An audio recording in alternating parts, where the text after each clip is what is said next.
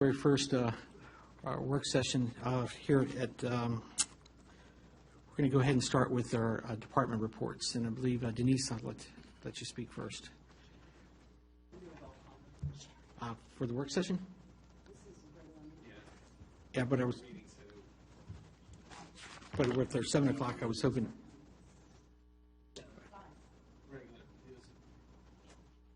We're doing a working session with the department report, but it is the start of the regular meeting, so you Okay. Go ahead for your roll call then. Morris. Yes. Edwards. Here. Woods. Present. Lee. Here. Cottle. Here. Casanello. Present. Aiken. Here. Okay. And Denise. My mic's not on yet. Good evening, Mayor and Council. Evening, ma'am. Give you some updates on the Main Street Coordinator's Report. On Monday, February 22nd, at 4:30 p.m., the town will host its first coffee and conversation meeting for the calendar year. The topic for discussion will be the new sign ordinance, new businesses and potential development of property here in the town, and also Earth Day. But the main discussion will be pizza and possibilities. I think you all received your email today. Apologize for nothing in the subject line. But we're discussing with the businesses something that we can implement this year moving forward, whether it's a coupon book or something to that. That's what we'll be discussing at that meeting. On Saturday, February 27th at 6 p.m., Serve Our Willing Warriors will host their annual Monte Carlo night at the Dominion Valley Country Club. In support of this event, the town will be donating a gift basket for this year's silent auction. The gift basket will include several town-affiliated items in that basket. If you're interested in attending this event or making a donation, please contact Kelsey Dominic. Unfortunately, she was not able to come in tonight, but she was going to give some more information on that. But the website and her email address is on there as well. The next Haymarket Health Forum, which is being hosted by Group Therapy Associates, I got some more information on that today. That's either going to be March 12th or April 2nd here at Town Hall, and I will have the topics for that panel discussion. Today, the town staff met for our events. We still have not determined a date for Earth Day, but it's either going to be April 16th or April 23rd. I met with Fauquier Bank on last Thursday regarding our title sponsorship. It seems very promising. I'll know more either tomorrow or on Wednesday. The reason why for the delay is we want to partner the two. Every year they have a community event, shredding event, and it's usually tied in with Earth Day. So we want to piggyback on that and marry the two. So please mark your calendars. I'll have an update, like I said, either tomorrow or Wednesday. So it'll be either April 16th or April 23rd. And this year's theme is going to be recycle, reuse, repurpose. And we're hoping to have some of our town businesses or someone local involved where they can show you and walk you through the repurpose steps of something that is in your home and you can repurpose it, as well as some of the learning stations that we had last year. We're going to invite all of them back as well. Do you have any questions? All right. Any questions for Denise? All right. Thank you very much. Thank you. All right. Looks like we have our folks here for VRE to do a presentation. Christine, welcome. Yep.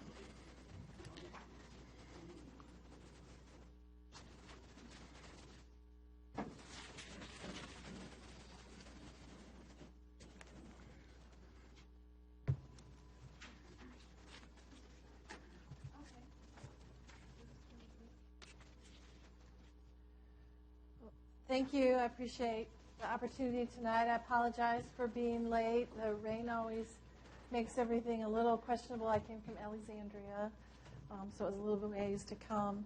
I want to also introduce Jason Mumford, who is with AECOM, who is the consultant that's helping us with this study. Jason has a lot of experience with similar projects throughout the region in other parts of the country, so we're really glad that he's involved to help us out with this study. So if you want to move to the first slide. This is kind of an overview presentation, so I'll go through it a little bit quick, but want to have time at the end for folks to ask questions. But if something isn't clear that I say, please let me know, and we can go through questions. It's really up to you how much time you'd like to devote to this. But we'll just start off with our overview. I think everybody hopefully is familiar with a lot of focus on I-66 in the last 6 months or so. It is an identified corridor of statewide significance that's been identified in the state transportation plan known as VTrans. VDOT and DRPT have been working on identifying improvements to I-66 under the heading of Transform 66. That effort started in 2012 with an initial Tier 1 environmental impact statement that looked at a wide range of solutions to provide expand the multimodal options in the I-66 corridor. The VRE Gainesville-Haymarket extension was part of the initial 10 recommendations that were forwarded to the Commonwealth Transportation Board back in 2012 to provide additional multimodal choice in the I-66 corridor. VDOT and DRPT were a little bit ahead of VRE in moving forward with the proposals for the express lanes and the rapid bus service in I-66 that are also moving forward. But we have started actually last year in July with moving forward with additional planning for the VRE Gainesville-Haymarket extension as another solution that can address congestion relief in the I-66 corridor, provide opportunities for additional travel options, and one way that uses existing railroad right-of-way. So we believe is a more cost-effective solution than because it does use that existing right-of-way to provide a peak capacity. Our study area extends from Manassas Junction, which you may be familiar with. That's where this rail line, the B line, which is just across the street not too far, intersects with the Manassas Main Line, which goes all the way into Alexandria, heads down in the southwest direction down to the Roanoke area and beyond. This is a major railroad corridor for Norfolk Southern for freight traffic coming up from the southwest, turning here, heading out to Front Royal. The study corridor focuses on the B line from Manassas to the town of Haymarket. Our previous studies looking at primarily where growth is occurring projected to occur in Prince William County and other municipalities zeroed in on 3 areas, Innovation, Gainesville, and Haymarket, that were where the local jurisdictions, primarily Prince William County, but also the town of Haymarket and the city of Manassas, are choosing to focus their focus for future development, future population growth, future employment growth. And that's what led to these 3 areas, which is our starting point for this current study, but something that has been analyzed in previous studies going back all the way to 2002. We'll be looking at potential station sites in all 3 of those areas, additional track to support the railroad operations, joint freight, and VRE operations, looking at equipment storage options, as well as service that would expand the frequency of existing VRE service beyond what it is operated today, and also look at down further into the future reverse peak service or potential midday service that could operate all the way into Washington, D.C. and the Central Core and to Haymarket. We started in July. We had a number of meetings in November. Some of the folks here, Mr. Henshaw and Mr. Passanella, and I believe Mayor Leek, were involved in some of these meetings. We have several steering committees that include different levels of stakeholders, elected officials, local agency and jurisdiction staff, state-level staff, and members of the community. The initial round of meetings in November were to get feedback from them, hear what they have to say, what their ideas are about VRE extending out to the Haymarket area. We also had a public meeting that was open to members of the general public, again, to get their feedback. We'll be having another round of committee meetings and public meeting in April timeframe, and that's where we'll be bringing more information back to you. Information about the station sites that we've been analyzing, the results of our ridership analysis that are looking at how many people might potentially ride VRE if we were to expand the service and extend stations and service out to Haymarket, cost information. So a lot of more information in the next round of meetings to people to respond to and to give you a better sense of what we're really thinking about as the extension. There's a few areas we're focusing on right now. The railroad itself is one of those. Currently, it's a single-track railroad with a passing siding in the Gainesville area. We believe that 2 tracks at a minimum will be needed, and those would fit in the existing right-of-way, which is about 66 feet wide. But because this is a high-priority freight corridor, and in coordination with Norfolk Southern and our discussions with them, we are looking at whether there would need to be additional track, a 3rd track, and what type of right-of-way would be needed to support that. I'll note right now that Norfolk Southern owns the railroad. They will have the final decision on whether VRE service is extended on the B line. They will approve the service. They will approve the station locations, because the interaction between VRE and their freight operations is very critical to their business operations. And as the owner, that's their area of authority, is to approve the service and station locations. Getting into stations, a number of considerations. Probably the major one is having a straight piece of track where you could have a station. There's a little bit of curvature that you could accommodate, but not a whole lot. We want to look at having enough available land for parking, whether it's surface parking, but we're also looking at, are there opportunities for structured parking to minimize the footprint of parking.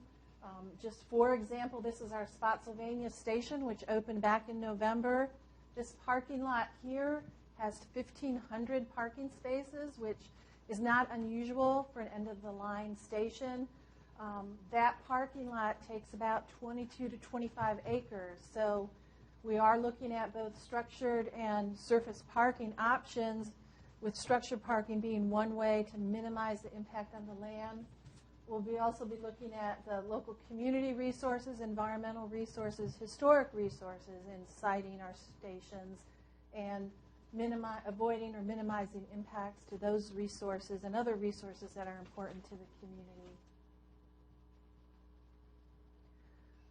The ridership potential is a real critical driver. We intend to submit an application for federal funding, and one of the major points that the Federal Transit Administration looks at in reviewing applications for funding is how many riders are you going to have on your proposed project. So that's a very important consideration, and it trickles down to have considerations on the station locations, which then have a relationship to the adjacent land use and where people might be living or working in currently or in the future. But it ultimately, at least for the federal perspective and also for the state and other potential funding agencies, how many riders is a key statistic that we're going to be looking at. This shows our existing Manassas line here and the proposed extension. This part of Prince William County and the town of Haymarket is projected to have significant growth both in future jobs as well as employment, which is a positive for us. That generates the opportunity for those riders to ride VRE, to get to jobs elsewhere and down the road, if we're to implement reverse peak service, to come out to this area to the new jobs in the future that would be located here. The dots on the map show our existing riders that are currently riding the existing VRE system. The blue dots are people that currently board at Broad Run. So if you see the distribution of the blue dots, a lot of people already live in what some people have referred to as the Linton Hall corridor. If you had a station here, here, or here, that might be more convenient for those existing riders, and they would shift there. But also, we know that there's a lot of people already living out here in Haymarket, up in Dominion Valley, that may not be driving all the way to Broad Run, but would potentially come to a Haymarket or a Gainesville station and ride VRE if it were there. So those are the kinds of considerations, both current riders that we're looking at, but also where people are going to live and work in the future. So this is the $64 million or $640 million question, however you want to phrase it, is how much is it going to cost and who's going to pay for it? We are working on our cost estimates right now. Previous cost estimates have ranged anywhere from about $300 million to $500 million. That includes building stations, building parking, building additional railroad infrastructure, buying equipment, locomotives, and coaches. So it is a large number, but it also is it includes a number of things. So we don't want to scare people, but want to let you understand that this is a significant investment. But it's not an investment that's a short-term investment.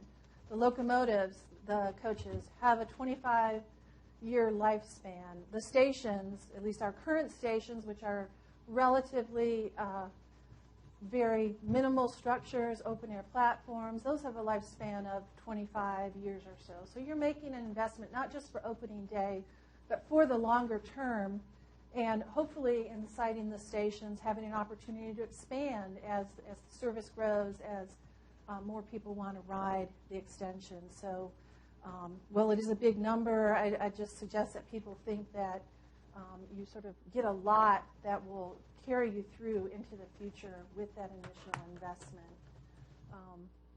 The funding we are looking at, I mentioned a potential federal capital investment grant. We're also looking at state funding, the House Bill 2 process. I don't know if many folks are familiar with that. That's a state evaluation of transportation projects for state funding. They recently announced their candidates for funding. We had submitted the Gainesville Haymarket project. Unfortunately, we weren't recommended for funding. We sort of missed the cutoff by one, which is a little bit frustrating. But the positive response to that is that there will be another round of funding this fall. We are encouraged by the results of the state's evaluation and have gotten encouragement from the state staff as well to resubmit the project for funding this fall to be considered for the next round of project ratings and ultimately the future funding by the state. There's also other state funds, Rail Enhancement Fund, local funding. The Northern Virginia Transportation Authority is funding this current study. We believe that the project would have a great regional benefit, not just in the Gainesville-Haymarket corridor, but with the additional VRE service and more frequent service that we would hope to operate with the extension. That benefits people all the way through Fairfax County and into Alexandria in providing better access to VRE service. So we believe that it will compete well in the Northern Virginia Transportation Authority process. They also evaluate and rate the projects. There's also opportunities for private sector funding through local developer contributions, local jurisdiction funding through Prince William County as to the major jurisdiction where potentially stations would be located. And we are developing right now a funding plan that will address the capital cost to build the initial investment, but equally important or even more important is the long-term operating costs to pay to operate the trains. And in that area, we're also looking at a variety of sources. Fare revenue, VRE, is mandated through our master agreement with our member jurisdictions to price our service to have a 50% fare recovery rate, meaning 50% of our operating costs come from rider fares. That's relatively high in the transit industry, relatively high for this region. And we would continue with that policy. That's something that our board has established, and we don't anticipate that's going to change. We also receive state operating assistance and a local subsidy, which is the difference between our operating cost and what we get from fare revenue and the state. That is from our local member jurisdictions. But we're also looking to the future, understanding that, like most things that everybody experiences, costs continue to go up in the future. And VRE is the same. Our cost of our services, the cost we pay the railroad goes up from year to year. So we are starting with this General Assembly session, working with the General Assembly to start thinking about the idea of dedicated funding for VRE operations as well as capital. So I just review these real quickly. The goals of our study kind of tie back to the initial slide of focused on I-626 as a corridor of statewide significance, focused on enhancing service for both current riders all the way in through Fairfax and Alexandria, all along our Manassas line, but also supporting local and regional economic development plans.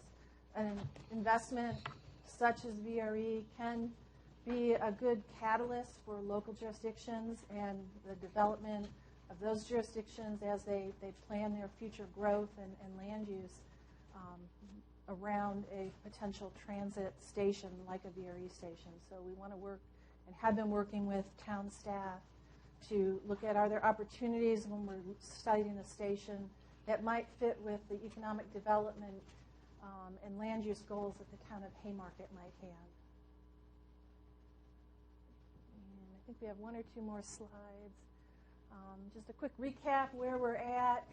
We're in this pink area here, about halfway through, maybe a little bit less than halfway through, which focuses on project planning, preliminary engineering, environmental analysis. That's just the first step of a longer process that ultimately, under ideal situations, would result in starting our revenue service sometime out in 2022. That's a fairly ambitious goal because we would need to obtain funding for final design, construction, as well as work out the operating cost sharing arrangements. But we believe it's doable. We've had very positive results so far, and we'll continue to pursue the funding and working with the jurisdictions and our operations board to keep the project moving towards that goal. I do, in addition to funding availability, just reinforce that Norfolk Southern is a key stakeholder in this study. We are working closely with them as we're advancing our plans to get their feedback and ensure that they're with us all along the way and being comfortable with what we're proposing. And I think this is the last slide. It just gives you a sense of where we are, doing a lot of initial analysis and data gathering, moving into a major milestone, which is what we call the locally preferred alternative. That would define specific station locations. It would include defining a specific operating plan that would, for how frequent the trains would operate when we open. It would identify the numbers of track and location of the track. That would be something adopted by the VRE Operations Board, our parent transportation commissions, NDTC and PRTC, and other boards such as Prince William County Board. We would, if there are stations or other infrastructure that's in the town of Haymarket, we would come back to you to seek your adoption of that. It's also adopted regionally at the Regional Transportation Planning Board. We will be moving forward also with the environmental analysis and preliminary engineering after we have identified the LPA, although I will note that it's not a requirement to identify this locally preferred alternative before we move into the National Environmental Policy Act analysis. We'd like to do that, but if There's still a lot of questions. People are somewhat split on what ideas they might have. We can carry more than one alternative into the environmental analysis process and defer that decision on an LPA until we get out of the environmental process. We're hoping that we can come up with an idea that everybody is supportive of and that makes sense to everyone, and take a smaller number of alternatives into the NEPA process. But we want to hear what people have to say once we have that smaller set of alternatives in April, and that'll help us to make the decision of how we're going to be moving forward. Funding is important, continuing to move forward. The FTA in particular looks for increasing specific commitment of amount of money and from various sources as one of their considerations. In fact, it's like 50% of the score, in the sense that they score the projects, is having committed funding for the project. FTA wants to have good confidence that the project's supported, and one way is sort of putting your money where your mouth is and having support from other agencies by committing funding for the project. So that's something that we'll be continuing to work through and looking to refine as we move forward. So I think that's the last slide. So I hope I have time for some questions, if anybody has questions. Absolutely. Too long. We'll go around the board here. Chris, any questions? Yes, I do, for your presentation. I do. I assume that you have been in contact with Norfolk Southern. Yes, we have. So there must have been some way you've received some favorable responses already leading into the project, getting into this phase. Yes, and I don't mean to be flippant, but I mean, the fact that they're talking to us about the project is Right. a positive sign. They're very open to hearing what we're proposing. The idea that you see there, and maybe Brian could flip back to the slide that has the alignment. tracks on it.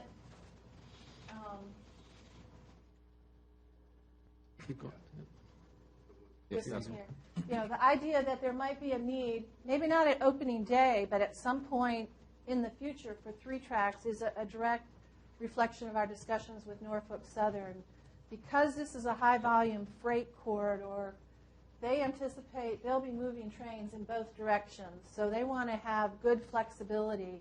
If you have VRE also on one track or both tracks, that just increases the traffic on the railroad. That's a big concern for them, that VRE not cause them any delays in moving their freight. Some freight they have some flexibility on, but others is very high priority freight and they've built their business model and are expanding their business model to be a reliable alternative to trucks on the highway. So being able to have efficient operations to keep their trains moving is very important to them. So in going forward, you're looking at possibly creating another track so as not to interfere with them. Okay. Yes, or that they could operate on, and VRE could operate either with platforms at the edges, in the middle, and that's where we're at right now, is looking at what type of station configurations, where a platform would be that makes the most sense to them, that minimizes any potential for impacts on their operations if you have a train stopped at the station. Thank you, sir. Okay. Yeah. Councilman Edwards? I have a lot. First of all, do you have any idea when there was a study done previously Yes. out this far? Yes, in 2009. Okay.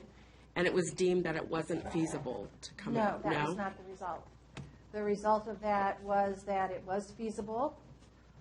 There were some considerations that will affect specific location, but at a very high level, it was feasible, but more study, the conclusion was it was feasible. But additional study, the type of detailed study that we're doing right now, is necessary to identify where stations might impact community resources, natural resources, to define what level of rail infrastructure is needed to support the joint VRE and freight traffic there. So, how are you going to pay for it? What's the cost? Right. There was some discussion, I believe, definitely at the public meetings, but some information in the previous reports that suggested terminating the extension at Gainesville might be an option, and that's something that we are still looking at. Our conclusion is that given the growth in population and employment that's occurred since that study was done, the plans of Prince William County and the town of Haymarket for future growth, that the best way to provide a travel option all along the corridor is to extend all the way up to Haymarket. So that's what we are moving forward with now, with the knowledge that there are a number of potential areas of impact, environmental, community resources between Gainesville and Haymarket that are going to affect what solutions we might be able to implement. And that's what we'll be focusing on, particularly in the environmental phase that will be starting this summer and early fall. Do you have any idea how much land Norfolk Southern, or how much right-of-way they have on either side of the tracks that are there? Well, approximately 60 feet wide is what they have now. And they're actually conducting a survey. They have survey crews. You might have seen them out already. If you're a property owner whose land abuts the railroad right-of-way, you may have received a letter from them that says that they are going to be out with survey crews, and they are surveying the existing right-of-way so that they'll have a better idea of how wide and where the boundaries are. It's generally about 65, 66 feet, but it does vary. They're doing that in conjunction with VRE as a railroad effort, but supporting this study and the consideration of VRE service. So they should be out surveying probably to about June. So after the June timeframe, we'll have a better idea. They will be sharing the information with us because VRE is paying for them to do this. So we will receive the information, so that will help to inform our study of understanding where the existing railroad right-of-way is and where we might need to expand that right-of-way. How does the wetlands and the wildlife watershed that abuts portions of the railroad affect your study? It affects us to the extent that because we are seeking federal funding primarily, but just as good planning practice, we will want to know where those resources are. And from the federal standpoint, in the federal environmental review process, we will need to identify where those resources are. And if we are widening the right-of-way where we'll affect those resources, we have to first avoid them. If we can't avoid them, we have to minimize the impacts on them and potentially mitigate those impacts through various means depending on what type of resource that was.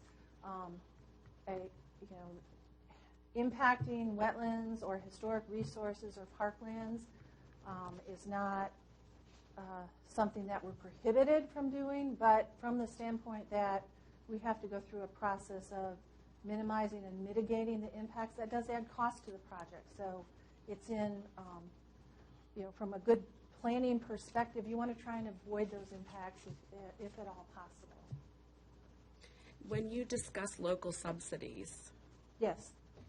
what would the town's portion be? What? Right now, under our current subsidy policy, it would be 0 because you're not a member of jurisdiction of VRE. Prince William County is a member jurisdiction, so they would be the ones that are currently paying the local jurisdiction subsidy.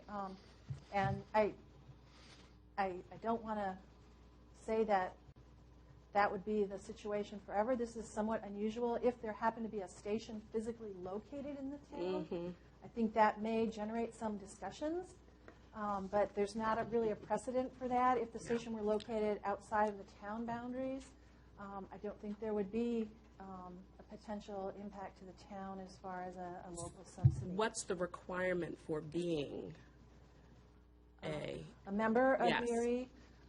It's required that the local jurisdiction pass the regional gas tax and join one of the regional transportation commissions. It would likely be Potomac and Rappahannock Transportation Commission. that Prince William County is a member of PRTC, and that's the sort of formal process to become a VRE member jurisdiction. Again, and I'm not that familiar, all of the member jurisdictions are either cities or counties, so as a town, and I'm not that familiar with, where a town fits in Virginia as far as its status relative to joining the transportation commissions, but so that would have to be something that would have to be looked at. Okay. And do the trains run on the weekends? Not currently, but that's something that we've heard a lot from folks, that they'd like to have weekend service. All of our trains run under an agreement with several railroads, Norfolk Southern for this potential line, and our Manassas line all the way into Alexandria. Then we also have an agreement for those trains that are coming from Manassas line. They have to then move on to a railroad owned by CSX. So we have an agreement with CSX that also governs those trains. So any service we start on the Manassas line ultimately has to be approved by CSX as well as Norfolk Southern. Then we also have an agreement with Amtrak because we have, if you're going all the way into Washington Union Station, we have an agreement to use their station, to use their platforms and their station facilities. Okay. So you have multiple railroads involved. Okay. Last question. The least amount of trains that would travel this to the most amount of trains that would travel this? Well, I guess the least amount of trains would be the number of trains we operate today, which is, I have to do some quick math in my head, 18 Okay. trains. But we don't think that that will serve the potential demand that would be generated if you had stations all the way out to Haymarket. Under our current agreements with our railroad, with the railroads, we could operate up to 22 daily trains, and a train is a one-way train movement. So to Right. make a round trip, that's actually two Two trains. trips. Right. So- Okay. Thank you. Okay. Councilman Woods? And I guess I will say, beyond that, we hope that, in the future, we would be able to, depending on the demand, add more service, additional reverse peak service during the midday. But that would really be contingent upon coming to agreements with the railroads. So we believe that, at least initially, given at least if we're shooting for the 2022 timeframe, it's probably going to be closer to what we currently have agreements with the railroad to operate. And I will say, some people may have heard about the Long Bridge across the Potomac River, and that is a major constraint to future additional VRE trains. That is under our current agreement because our agreements operate how many trains could go across the Potomac River, but it's not a constraint to opening Gainesville Haymarket. We can operate the same number of trains up to those 22 trains that we already have authority to operate over that bridge because we have that agreement in place. Right. So I just wanted to bring that up so that, some people have suggested, maybe one project needs to go before the other, but at least from our perspective, that's not the case. Okay. Thank you.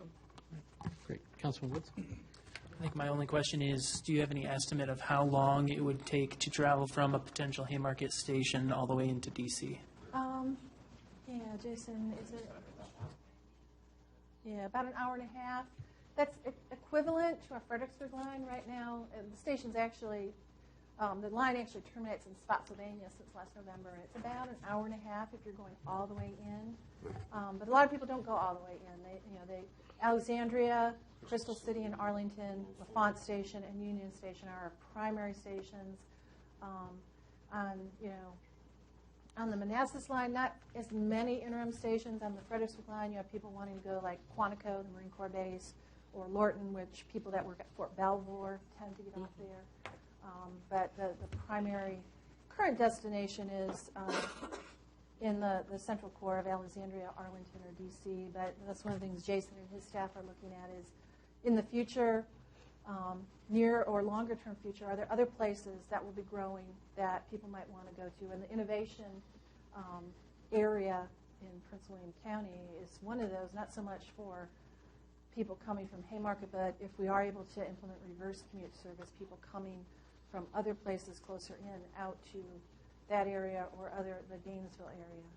I would just add in response to your question too that our modeling process really tries to simulate the decision making of a traveler with respect to the travel time considerations and going from A to B, where's my destination, how long is it going to take. It really takes into account the choice between driving and taking some form of transit, the tendency and ease of people to do that choice. And so we think that the results that it gives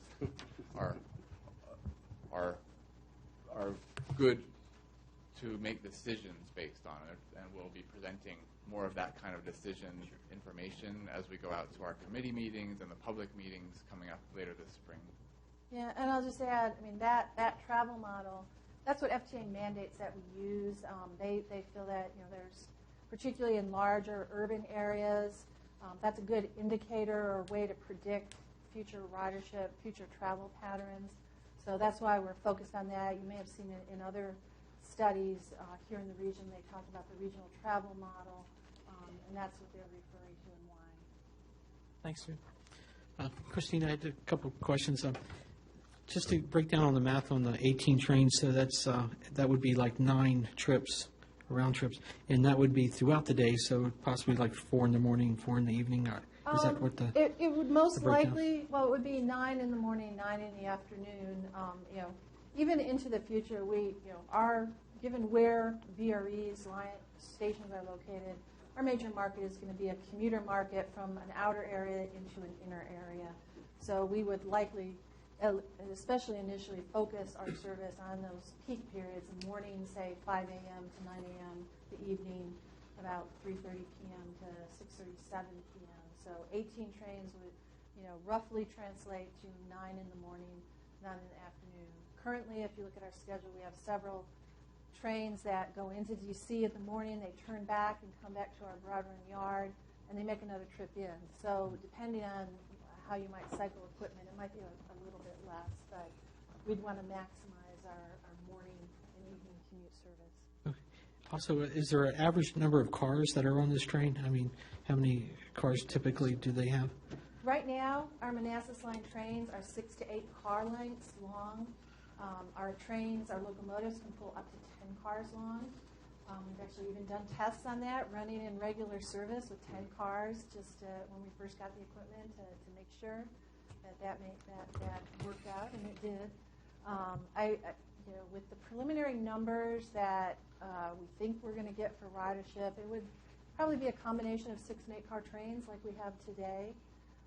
We tend to establish the train lengths based on our maximum loads because, especially with a commuter service, you're going in the morning, so you want to carry the maximum number of people. If we end up providing a reverse peak service or service during the day, we could set up some other types of patterns where we would have shorter trains because you're just not going to carry the same number of people. All right, great. And lastly, I think we spoke earlier regarding that, but I think it would be beneficial, I don't know how many have actually rode the train, but to organize a date that we could actually go and ride the train. We would be happy to do that. Yeah. If you or if Brian wants to set something up, Yeah. it would be during the weekday. Mhm. We suggest a couple options. Either we come in from a Broadrun station in the morning, you could then come out on a midday train, or you could come in the afternoon if you made your way to D.C. and come back on a midday train, whatever you'd like to do. The later morning trains, if you're thinking about a morning train, are better. They're just less crowded. You have a seat and a little more room to move around. All right, great. Councilman Cottle. I want to thank you for coming. It was a very informative presentation. I just want to make a few comments, and I just have a few questions. I think mass transit to this area is long overdue, and it's going to be a lot more important in the future. This whole Washington metropolitan area already has one of the longest commutes of any place in the country. And having grown up here and lived here my whole life, this area in general has always been reactive rather than proactive in pretty much every project it's ever attempted to do.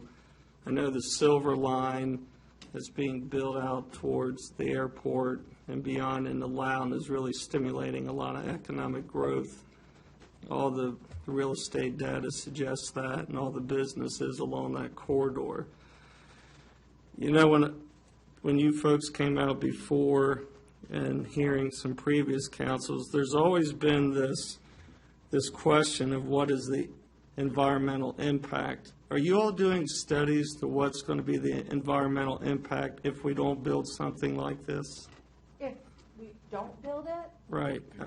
Yes, as part of the environmental process, the National Environmental Policy Act, which is what defines the level of environmental analysis that we'll be doing, in addition to looking at alternatives that are typically referred to as build alternatives, you're going to do something different, you have to look at what's called the no-build alternative. And that will look at what will happen if you don't do it. It looks at things like how will traffic grow, all those people that could be taking a VRE train, they would likely be driving their car somewhere on the roads in the region or further into DC. So we'll attempt to quantify those types of impacts. Even from an economic development standpoint, to the extent that we can, that's a little bit harder, given predicting what kind of development will happen in the future. But we know what the county's plans are, and Jason and his team do have experts that have been involved in these type of studies before, so they can provide their input on assessing what those impacts might be. All right, because I think that's a key component. You hear a lot of people say, well, this is going to impact. Well, what's going to happen if we don't? Okay, thanks. I guess. Y'all see what's happened without VRE so far, so I think you could, you wouldn't be too far off to assume you're going to continue to see traffic backing up, all the way down 66 for people that want to go further into the core area. Well, I think it's foolish to think that we're going to build enough lanes on 66 to transport, because when it went 2 to 3 to 4, it becomes obsolete very quickly. I just have 2 more questions. In the other areas where you all have service, have there been economic studies done to see what it's done to the local communities as far as property values, business development, tax revenue? We have not done a lot of that. I will be honest with you. That's an area that is sort of that we're somewhat lacking in information. Even if we weren't, talking about a Gainesville Haymarket extension today, that's important information that VRE wants to know. With this study, we're trying to, as we go along, develop information, comparing what we've seen in our existing system to what a future station might be is important, and we're trying to address that the best we can. The other area we can look to is other places in the country that have had similar types of commuter rail in particular, because commuter rail is a little bit different than metro rail or light rail or other types of transit. So it has a slightly different effect on local land use and development. But looking at other places, one place that comes to mind is Minneapolis. There's a North Star commuter rail that was open. Mr. Casanello knows, probably like 2007, 2008. About 10 years like ago. that. Right.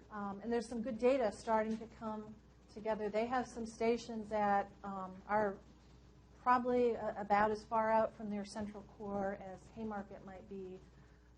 So that's one thing we can do, is to look to the experience in other parts of the country with similar types of commuter rail extensions and try and get an idea of how that might affect an area here. Right, and then my last question, being an educator by trade and the strain on families today in this environment, what type of quality of life study's been done? Where a dad or mom could do work on a train so when they got home they wouldn't have to spend more time away from their family. I mean, I think that's incredibly important, because you work in a school and you see what's happening to our young people because parents are spending more and more time to provide for their family. I'm just curious if there's been any quality of life studies. We haven't done that specific to VRE, but I mean, we know from observations the eternal question of when are you going to get Wi-Fi on VRE trains aside, that people do use their computers, they talk on the phone, they're doing business, they're getting things done, or they're reading or reviewing, their household budget or whatever, they are productive on the train. We will try and quantify that to best we can. I'm not sure how much we'll be able to quantify that, but identify that, as well as some of the other health-related impacts of using transit, particularly if you have a station where it's walkable to local communities. There can be a health benefit, quality of life benefit to that, providing additional opportunities at station areas for people who might want to bike or walk to the station. So those types of amenities we are looking at providing at the station, provide a full range of access options that indirectly speak to quality of life, speak to health issues. Just to add on to there are other studies in the region that are zeroing in on this issue that you mentioned. Northern Virginia Transportation Authority has done this survey recently of people throughout the Northern Virginia region, and people are talking about that very thing, about time spent commuting and the stress that's putting on people. So it's an interesting sort of soft side survey. I can send you to that link, but I think it's a good reminder that this project could take advantage of some of that that need, if you will, for a project like this. I know I said I had two. I have one more, and then I'll pass it on to my... I'm going to move up here. I'm sorry. It's getting a little warm Right. standing up there, so I'm I just going to guess move over to the side. the last question, I haven't heard anything, maybe I missed it, but what's the rider retainership? Somebody starts riding this. What is the rate that they continue when the novelty wears off? What's the retainership? That's a good question, and I'm sorry, I don't have off the top of my head what it is. I know we have riders, for example, on our Community Advisory Committee, we have riders that have been riding VRE, some just a couple years, some going back 6, 8, 10 years. So this is kind of a transient area, so sometimes it's a little bit hard to judge that, but I would say from a rider feedback, and actually I can direct you to our annual rider survey. We do an annual survey of all our riders, and that's one of the questions that we ask them is how long have you been riding VRE, so you can get a sense then of, but generally people who start riding VRE, they like it. The reason people change a lot of times is that they get a job somewhere where there isn't a VRE station at either end that's convenient to them. I just know when you start doing surveys out here and you're curious how many people would use it, I think that'd be good data to share. So thanks for your time. You're welcome. I'm finished. Thanks. I can talk from experience that in my time in the industry, I've seen folks target a seat for their train every day going in and coming back.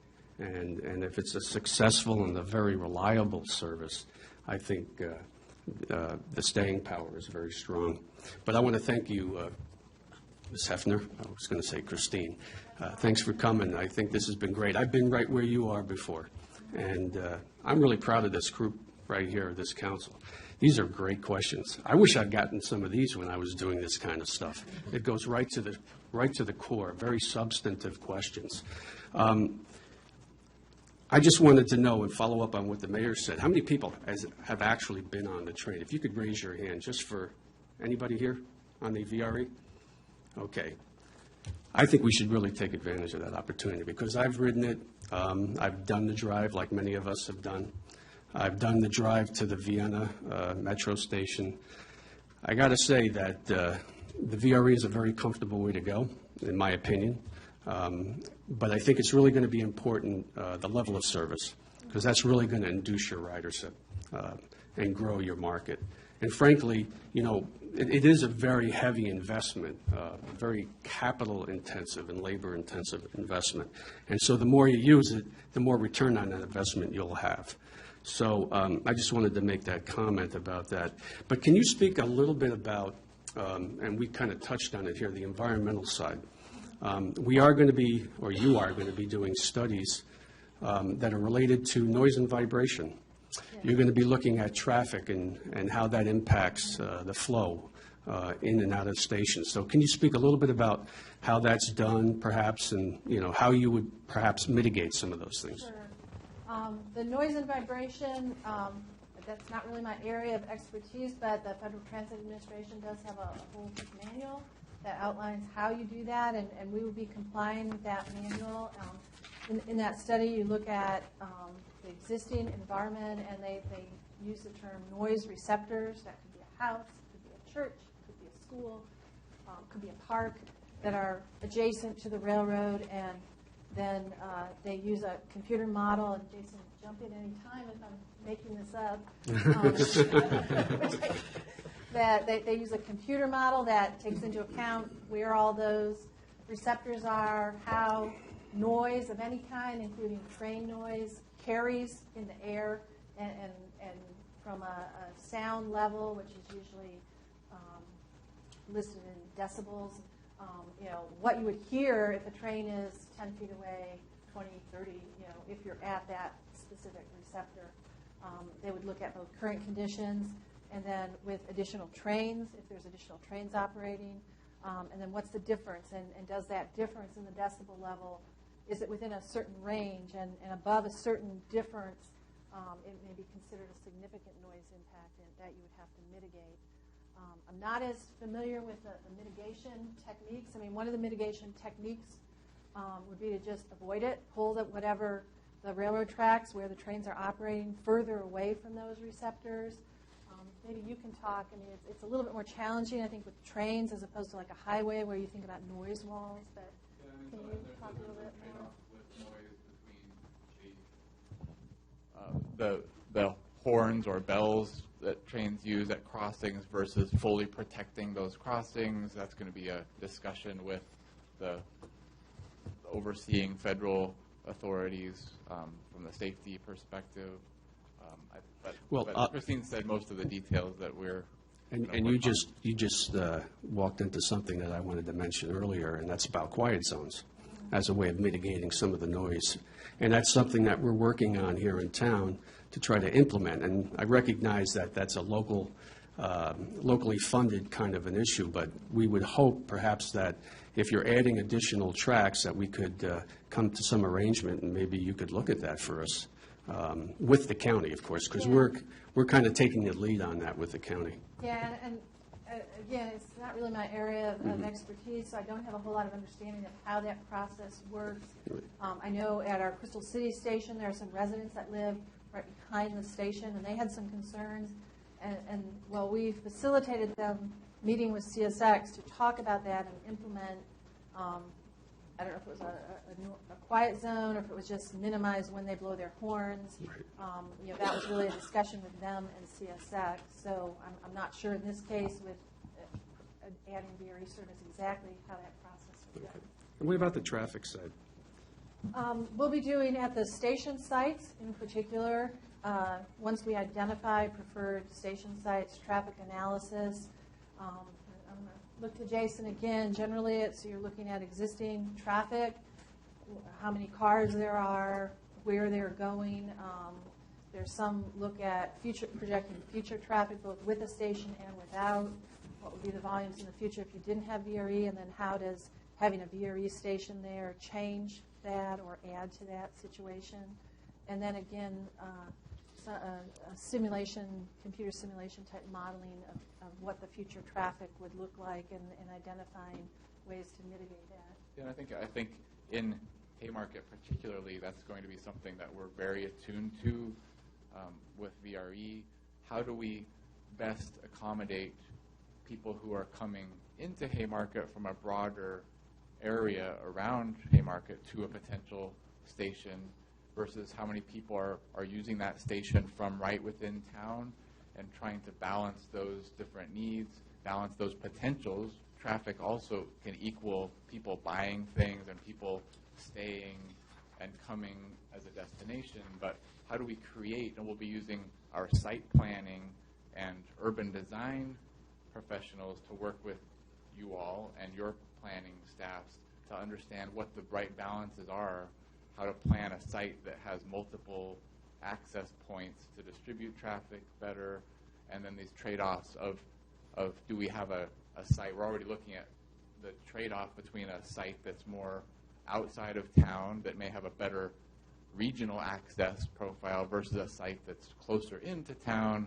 that may serve an economic development purpose, but has more sensitivity to that broader travel market, if you will, or travel footprint of people coming in. So it's really on our minds, and we want to be working closely to understand those impacts and trade-offs. Okay. I do have a couple more questions, too. So what's the typical number of folks on one of your trains? How many people can you fit on a train? It's 134 people, seats on a coach. So I always like 10 cars because it's easy to do the math. 1,340 people. It's around 800 to 900, I think, on a shorter train, like an 8-car train, maybe a little bit closer to 1,000. Rough speaking. So if you're talking 18 trains and that many people, that's a significant number of folks that you can carry. Right, yes, it is. I mean, although I will say right now, we have about 9,500 people on our Manassas line right now. So about, 4,000 in the morning, 4,000, or a little bit more in the afternoon. And it's kind of peaking. There's a couple trains right in the middle of the morning and right in the middle of the afternoon that are the most heavily,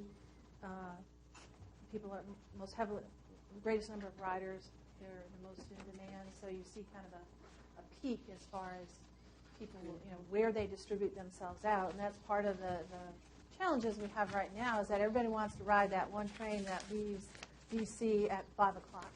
So, that's where the challenge and the planning ideas come into. How do you spread people out so that you can ensure everyone has a seat if you're coming from Haymarket or Gainesville? That's a pretty long train ride if you're going all the way into DC. A couple more observations. I will speak to the fare recovery. That's pretty good. Actually, that's very good. I've seen some commuter rails do somewhere in the vicinity of 20 to 25%. So 50% fare recovery ratio reduces your need for subsidy. So that's really excellent.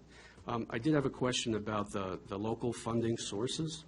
When you talk about private, can you give an example, perhaps, or some examples of how that would apply?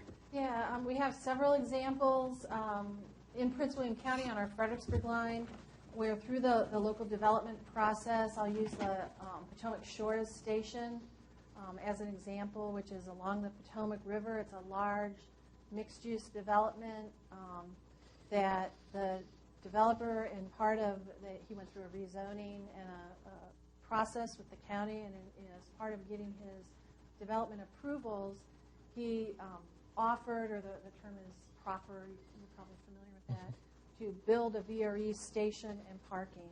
So when that development was approved by the County Board of Supervisors, that requirement went with the development of the land. And that site is a good example. It went through several developers that went bankrupt before the current developer, SunCal, was able to move forward with the project. But that requirement to build the VRE station, as long as they didn't change that zoning that was approved by the Board of Supervisors, that goes with the property.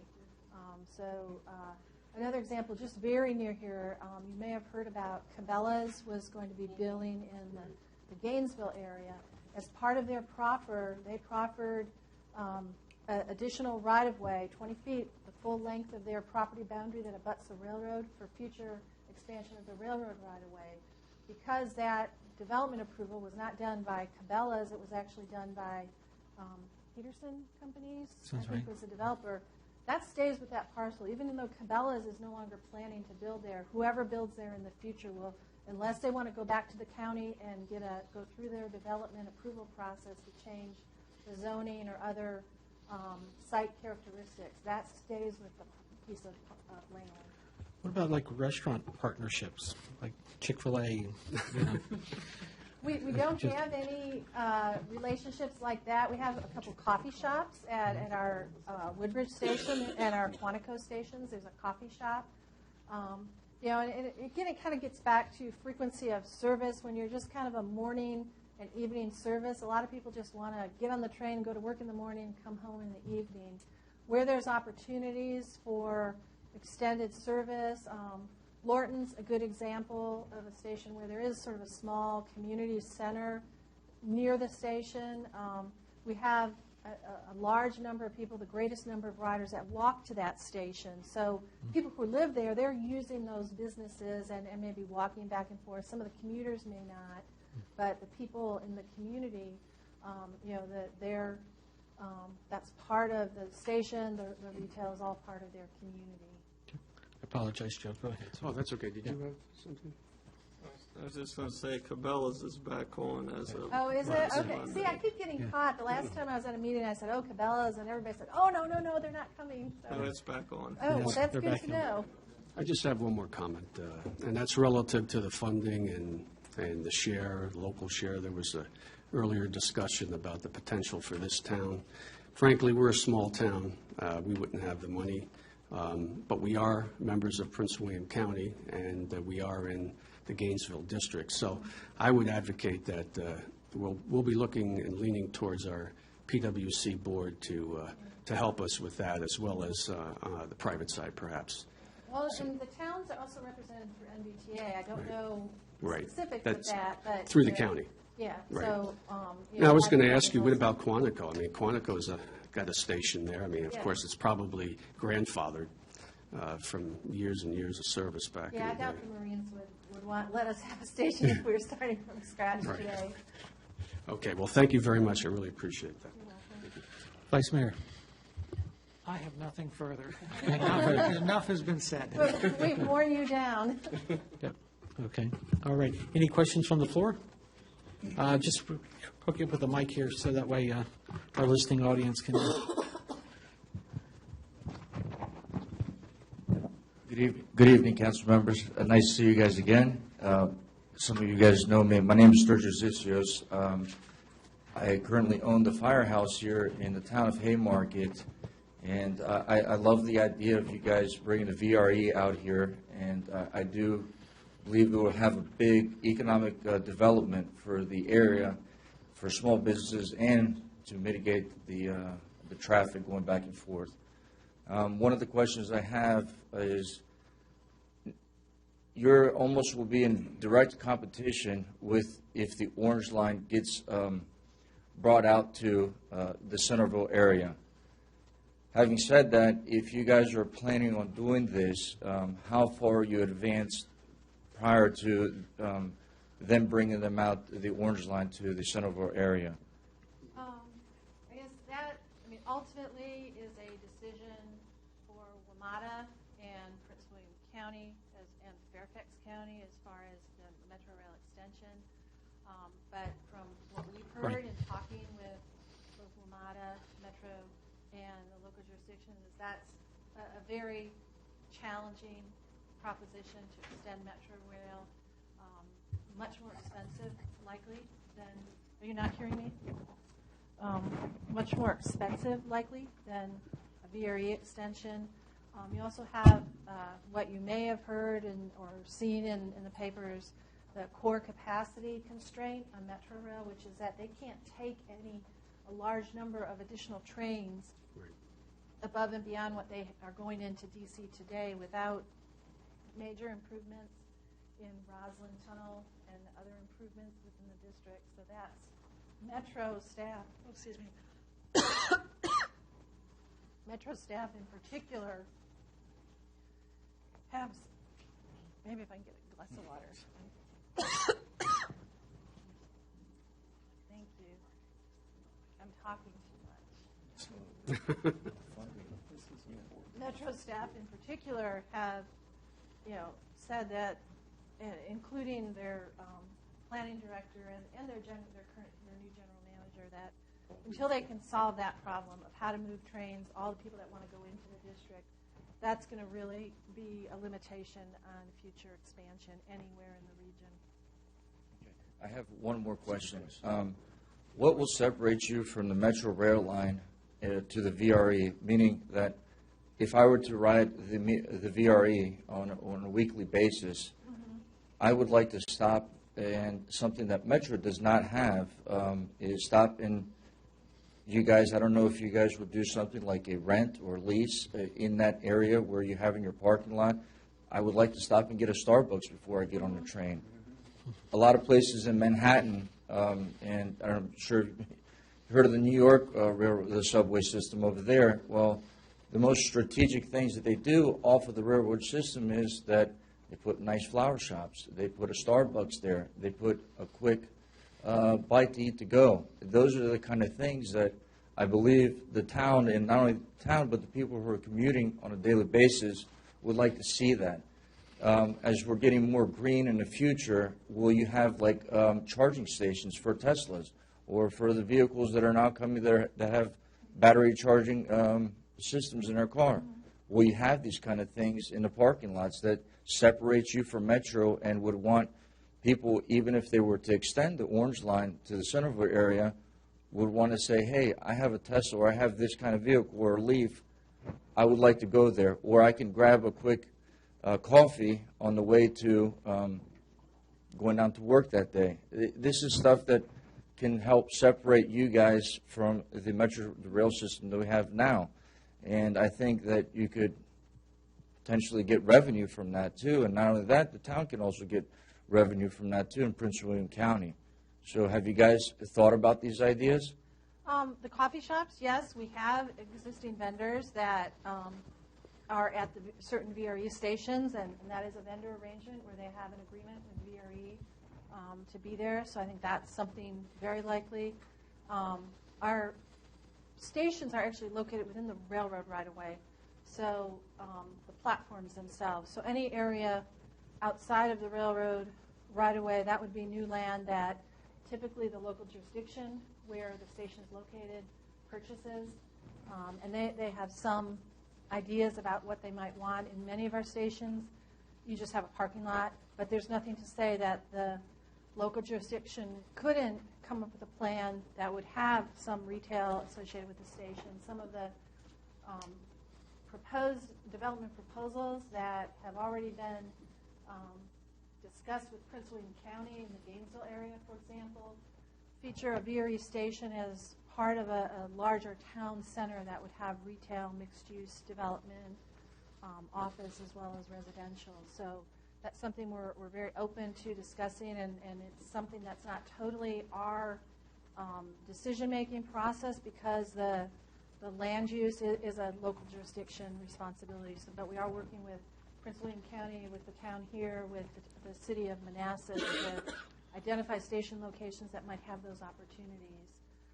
And I will say, unlike Metro, you can eat and drink on our trains now. So. Yeah, I know. I've traveled with you guys several times before, but it would be really nice to have something like that in the town and right off the stop because, as you know, we're in a day of age that people want something at the snap of their fingers, and they're not going to sit at the house when they're running where they know they have to make a 20-minute commute for 5 miles away. And I also know that one other thing that I wanted to bring up, and I'll pass it.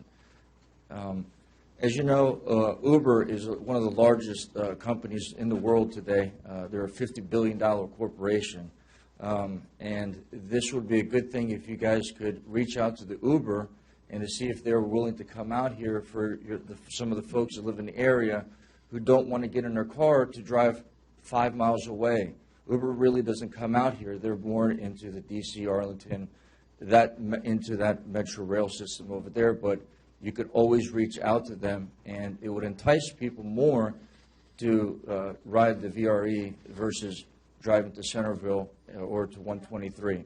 Those are kind of, I'm a small business owner, so I think of innovative things to bring business development in the area, not just bring a train here and just call it a day. You know, we're looking to improve the Prince William County and the area and the small businesses. I mean, these folks work very hard every day, so we want to keep the business here in the county and the town of Haymarket. Thank you very much. That was great. Yeah. All right. Thank you. Oh, I'm sorry, Ms. Leonard there. Here you go, Mike behind you there.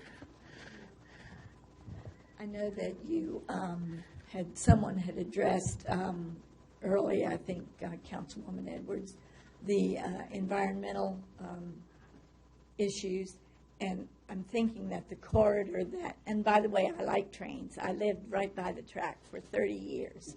And I got used to the sound of it, and I enjoyed it. So some people might find it offensive. We didn't. I hear cars now from 66. I hear 18-wheelers going by.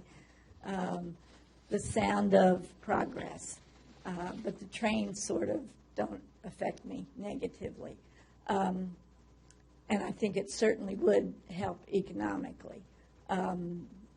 But our environmental issue, the one wetlands that we have is right by the train tracks in town. And I'm thinking if all 60 feet of that were used up in actual tracks, it would be pretty awful. But I know that the Army Corps of Engineers could be involved in cleaning up that wetlands and maybe make it something really attractive that would be a blessing to the town as you're expanding your tracks in that area. It probably would involve taking the trains, elevating the trains into the air. Is that something that's ever done? I'll let Jason answer that. I mean, he has a little bit more experience of what's happened in different places. Yeah, I think there's plenty of Yeah, do you have a mic for? take your voice, but there are plenty of design solutions and ideas, and we would want to work with the community, of course, to understand what the costs and opportunities are. But you touch on a really important point, which is as we think of ways to avoid or minimize or mitigate some of the impacts, we can make some things better, right? And so one idea for a mitigation like this would be create a place that people can celebrate because it's a natural environment, because it's worth preserving. And we could use some of the project funding to improve upon a place that we did also impact to some probably small degree and hopefully preserve to a large degree, but then celebrate. So I think you've given us already an idea of how to perhaps mitigate some of those potential impacts. Okay, all right. Any further questions or comments? Christine, we want to sincerely thank you. Thank you for coming out, and this has been some great information and some great questions answered. We look forward to as this process continues in the months to follow here. Thank you. Yeah. I appreciate your time, and this is very valuable to hear from you, hear from members of the community at this early stage of our process, and continue to provide us feedback. I'll give a little plug. We'll be back here tomorrow night. There's a Green Hill Crossing Homeowners Association meeting. If anyone lives in that community and hasn't heard of it, we'll be here tonight. I'll give you advance warning. It's a lot like what you saw tonight.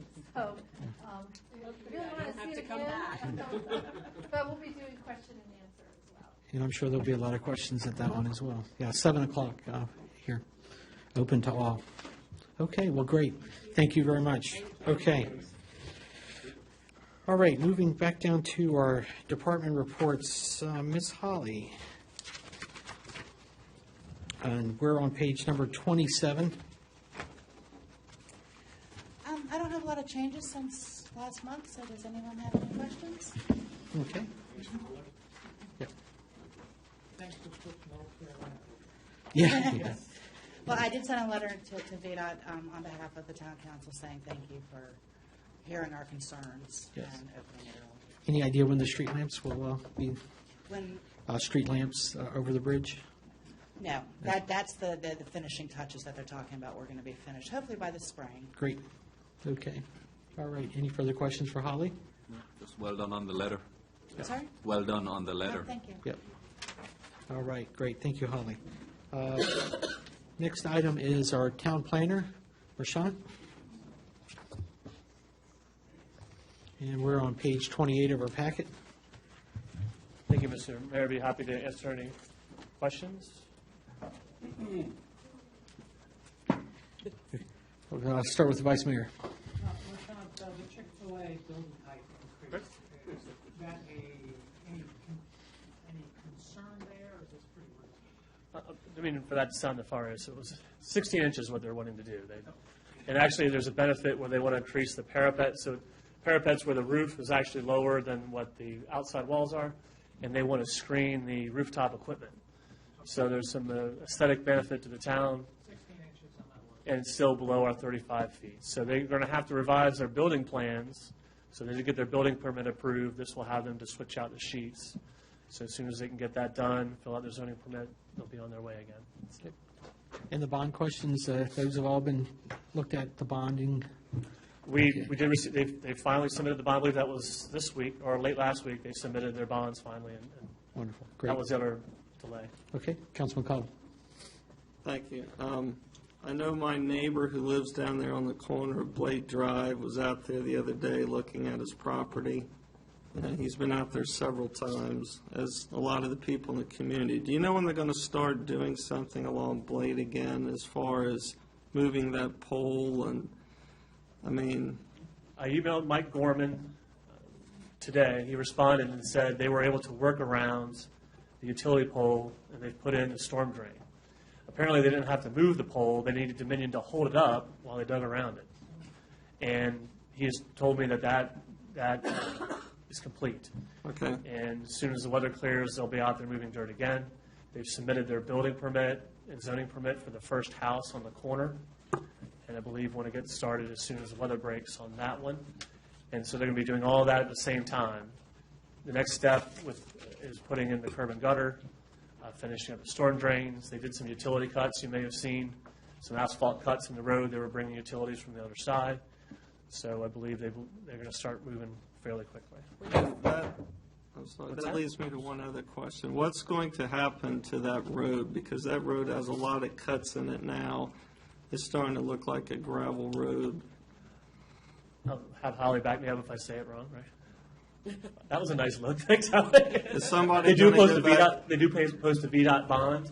The extent of which they'll have to pave the road, I don't know, but we can find out for you. I know driving over it every day, and I'm hearing other people in the community, I mean, it's getting a lot of cuts in it. When that thing starts freezing and thawing, it's going to be pothole alley. Typically, they post a bond for those types of things. Unfortunately, there's pain before gain, so we're going to have some times where the road's not going to be an ideal situation, but I do believe at the end of the project, they'll have to come back and make a repair or do any resurfacing per their bonds so that it looks better. So, Yeah, they won't do anything with the pavement until, they are doing some widening on their side, some pavement widening, and they won't do anything with those utility cuts until they put in the final layer of asphalt, because they don't want to put in something now, bring out the trucks now, or you're going to have more equipment driving on it. And Right. so we can see what they're planning on doing. We can also, like I said, since they posted the VDOT bond, VDOT's going to, in order to release the bond, they'll have to see what they've done. And if they are leaving the street in a bad condition, then VDOT can force them to also to make repairs. Right. But I'll just let you know, nothing will happen until they do the final pavement widening, the final pavement layer as part of their widening. No, I mean, I understand that, but I've actually had two of the folks in our community say when it's completely, all that area has been built up, are they going to come back and repave the road? And I didn't have an answer. I do not believe that they are at this time. I can double check on that. At most, they would probably do pave half the road. That's at most. That's the most that VDOT requires, is you repave half the road to repair any seam joint, to cover up any seam joint from where they're doing the widening. But I'll verify that and get back to you if they're planning on doing repaving the entire road or not. but that likely wouldn't be until the curb is installed and they extend the pavement all the way over. So I think that road needs to be in the same shape or better than before they started. the benefit will be widened. It'll have the sidewalk, which will be of a benefit. That doesn't help, though, if it's like driving over rumble strips all the way down. All right. I've said enough, thank you. And we did have some issues with the amount of debris that was on the road, and Joe Barbeau has been on top of it in coordination with Holly, so the phones ring off the hook when those types of things happen. So. Just to follow up with that, Mr. Mayor, Holly, whenever there is the end of the projects like that, are you involved with inspection, or is that just strictly VDOT? VDOT will do inspection. We also have inspection to get off our bond. and our as-built survey as well. Okay. So did that answer your question? Yes. Any further questions for Marchant? May I have a question? So at the ARB meeting, you guys, at the meeting, approved the COA for the relocation only. I prepared an application for the ARB on behalf of the council that asked for relocation and also demolition. Okay. The ARB spoke about the issue, and the decision was they support the relocation. They put some parameters I've described and have asked if the sale doesn't go through, that I bring the application back to them for a more detailed discussion of what the demolition would entail. So we are going to be talking, I think, later this evening about some potential offers. Yes, sir. But why wouldn't we want to do that in parallel? I don't understand. I thought that's what we were going to do. I made that presentation to the ARB, and the ARB, as part of their conditional approval, had asked you to come back if the sale did not go through. So then we could go back to this February meeting and request, if we wanted to as a council, request for a COA for demolition, subject to whether in fact it's sold or not. I'm not sure how that works. Well, I think if you decide not to move forward with the sale, Well- I'd go back with an amended application saying you again request the permission to demolish, and the ARB will take a more detailed review of that demolition, make some suggestions on how to repurpose the materials along the lines of what was in their original recommendation for the Hanover property. If you recall, they did a very detailed kind of tiered approach to repurposing of those buildings on the property, and they would simply go back and bring it forward. So I thought they did a good job of debating the request. In the 60 days, when did that start, or does a new 60 days come out, or because of the initial request? 60 days for review? Yes, Correct. I would take the amended application back. This one, they didn't take the full 60 days. They voted on it when it came before them. Right. And so if you were to go back, if they wanted to take 60 days, that's fine, but we can work with them ahead of time if that's the case, so we can develop a recommendation regarding the demolition as part of that amended COA. Does that make sense? Yeah. Okay. So in other words, sale doesn't go through, I go back with an amended application, ARB, the sale hasn't gone through, they want to demolish it now, what recommendation do you have about that request? And then they'll go from there. So when's the earliest that could happen, do you think? If that would depend upon you. If you decide not to move forward, then in February we could take it back. Okay. So that just delayed us 30 days. It didn't delay anything. No, they 60 approved. days. Well, no, they approved the No, the but relocation. the COA for demolition got delayed by 30 days.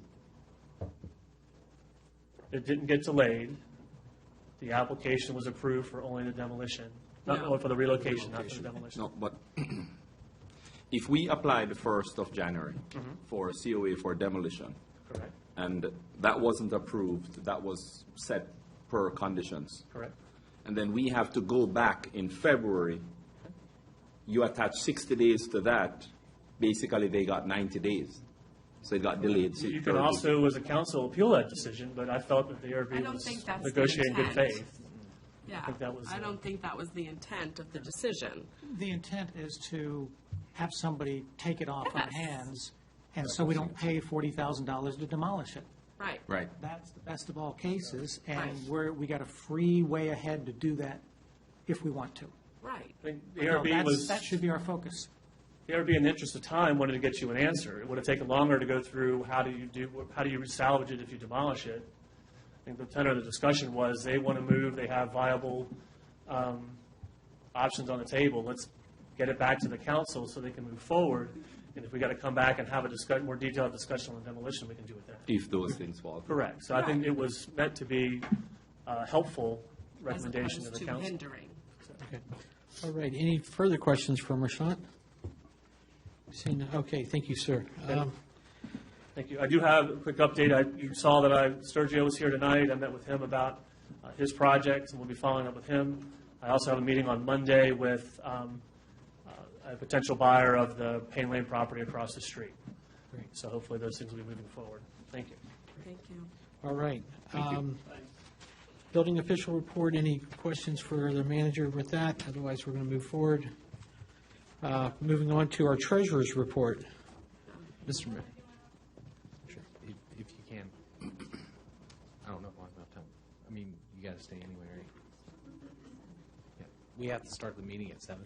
Okay, so what we could do, we'll take a poll on the council. We could break at our 6:30 like we originally agreed or thought of, and then our remainder will follow the regular agenda after we start at 7. So, Marcia needs a Snickers bar. all right. So it looks like there's a consensus that we'll go ahead and take our break here with no objection. All right, so we'll reconvene at 7 o'clock for our regular meeting. Thank you.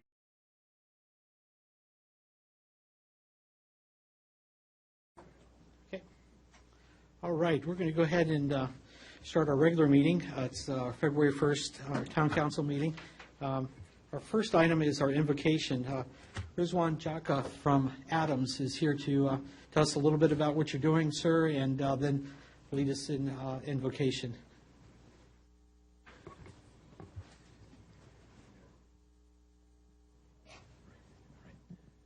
Peace be with you. Thank you so much, Mayor. We appreciate it, and Town Council of Haymarket. Thank you for your leadership, and thank you for the invitation today, and community members and the police force of Haymarket. Thank you so much, and we're honored to be here. My name is Rizwan Jaka. I'm the chair of the board of the All Dulles Area Muslim Society, which is the second largest mosque in the United States of America. We have 11 branches and satellites throughout Northern Virginia and Washington, D.C. We have a branch that is in the greater Gainesville and Prince William County area. We have Dr. Murtaza is with us here today. He is the chair of our Prince William County Gainesville branch. And, we have religious services, educational services, youth activities at our community. We have over 400 Boy Scouts and Girl Scouts that are doing community service and serving their country. You'll hear the Pledge of Allegiance and the Honor Guard today from our Scouts. We have a free clinic, which is a part of our mosque. It's in our Chantilly branch. It's a free clinic for the uninsured and underinsured of all faiths and backgrounds. We have volunteers from all faiths and backgrounds, and we serve people of all faiths and backgrounds. And we have a nurse practitioner several days available, as well as volunteers and a network of doctors. So if there's any way we can help, please let us know. We work and sponsor and partner in hundreds of interfaith activities, working with the Jewish community, the Christian community, the Hindu, Buddhist, Sikh, Baha'i, Zoroastrian, all faith communities partnering together for the common good, where we have fellowship and we partner together in community service, helping those in need and enriching and helping understand one another and creating those fellowships and partnerships. Our imam, he just recently came back from Marrakesh last week. It was a conference of 250 Muslims, scholars from around the world, and 50 interfaith leaders, Christian and Jewish and other faith groups. And there was a reaffirming a declaration based off of Islamic principles for religious freedom for minorities in Muslim majority countries, for Christian minorities and other minorities in Muslim majority countries to uphold religious freedom. As our mosque has been working since the year 2006 to help rebuild churches overseas, as well as doing fundraising for minorities in Muslim majority countries. We stand for religious freedom. We stand for protection of life. We are also working very closely. We're partners with the FBI headquarters, national headquarters. And we also work with the Washington Field Office for national security. We have advisory meetings. We work to make sure there's a partnership between the Muslim community and law enforcement for upholding the protection of our country. And so that is just a little bit about what we do. And we hope and pray, for the security of our country and the security of our communities. We absolutely condemn terrorism and violent extremism. And we work, again, closely with local law enforcement, regional and national, in that effort. And, we're here to serve. If there's anything we can do ever, please do let us know. And, God willing, as a community, as a country, we will work together to overcome any challenges that our country faces.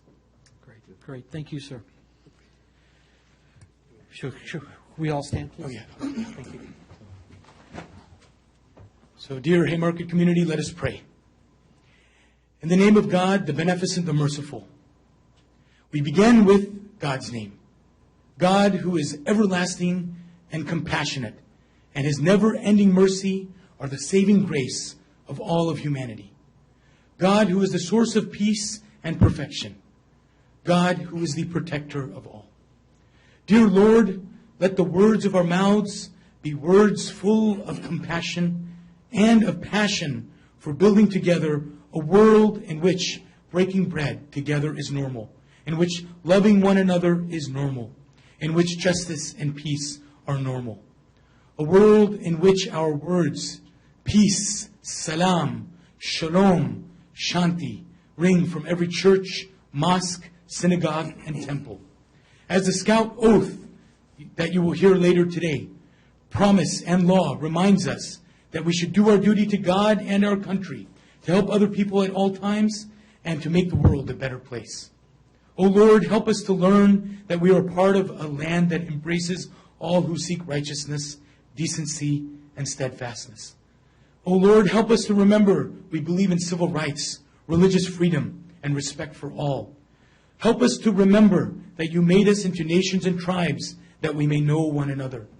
Help us to stay true to the fact that there is no compulsion in faith or belief, and we respect people of all faiths and people of all backgrounds and people that may not have faith. O Lord, as children of America, help us to grow as citizens who work for the benefit of our brothers and sisters, no matter how small the action. A sign of sincere faith in you, O God, is when we wish for others what we wish for ourselves. Help us to be upholders of justice, fairness, and truthfulness. Help us to be kind and polite. Help us to be helpful and considerate. O Lord, please hear us as we pray in your quest to continue to build a more beautiful America. May the Lord bless and help our Town Council of Haymarket and their families. May the Lord guide them to do the best they can for Haymarket, Prince William County, Virginia, and America. We appreciate their leadership and sacrifice for the public good. Our nation is great. Our nation is vast. America is beautiful. Freedom is our most precious heritage. Help us be passionate in its preservation and practice. God bless Haymarket, the Commonwealth of Virginia, the United States of America, and our beautiful world. Amen. Great, thank you. Okay, now we'll have a presentation from the Cub Scouts and Boy Scouts troops number 1576 and 786. Color guard, attention. Color guard, forward march. Scout salute. Those not in uniform, please place your right hand over your heart.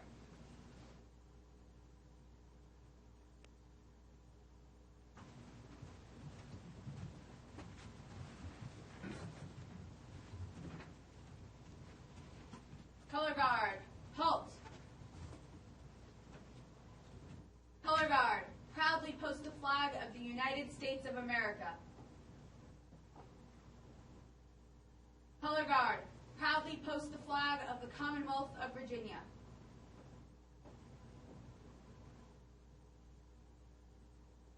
Color guard, proudly post the flag of Prince William County, Virginia.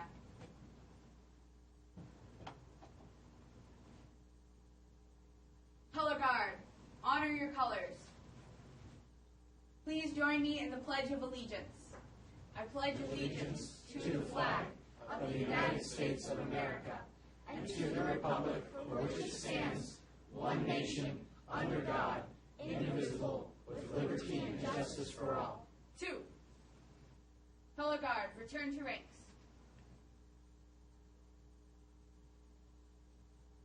Color guard, about face.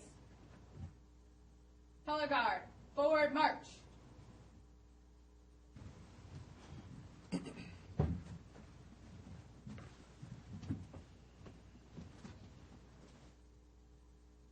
Color guard, halt. Color guard, dismiss. Audience, please be seated. Again, thank you so much. We really appreciate it.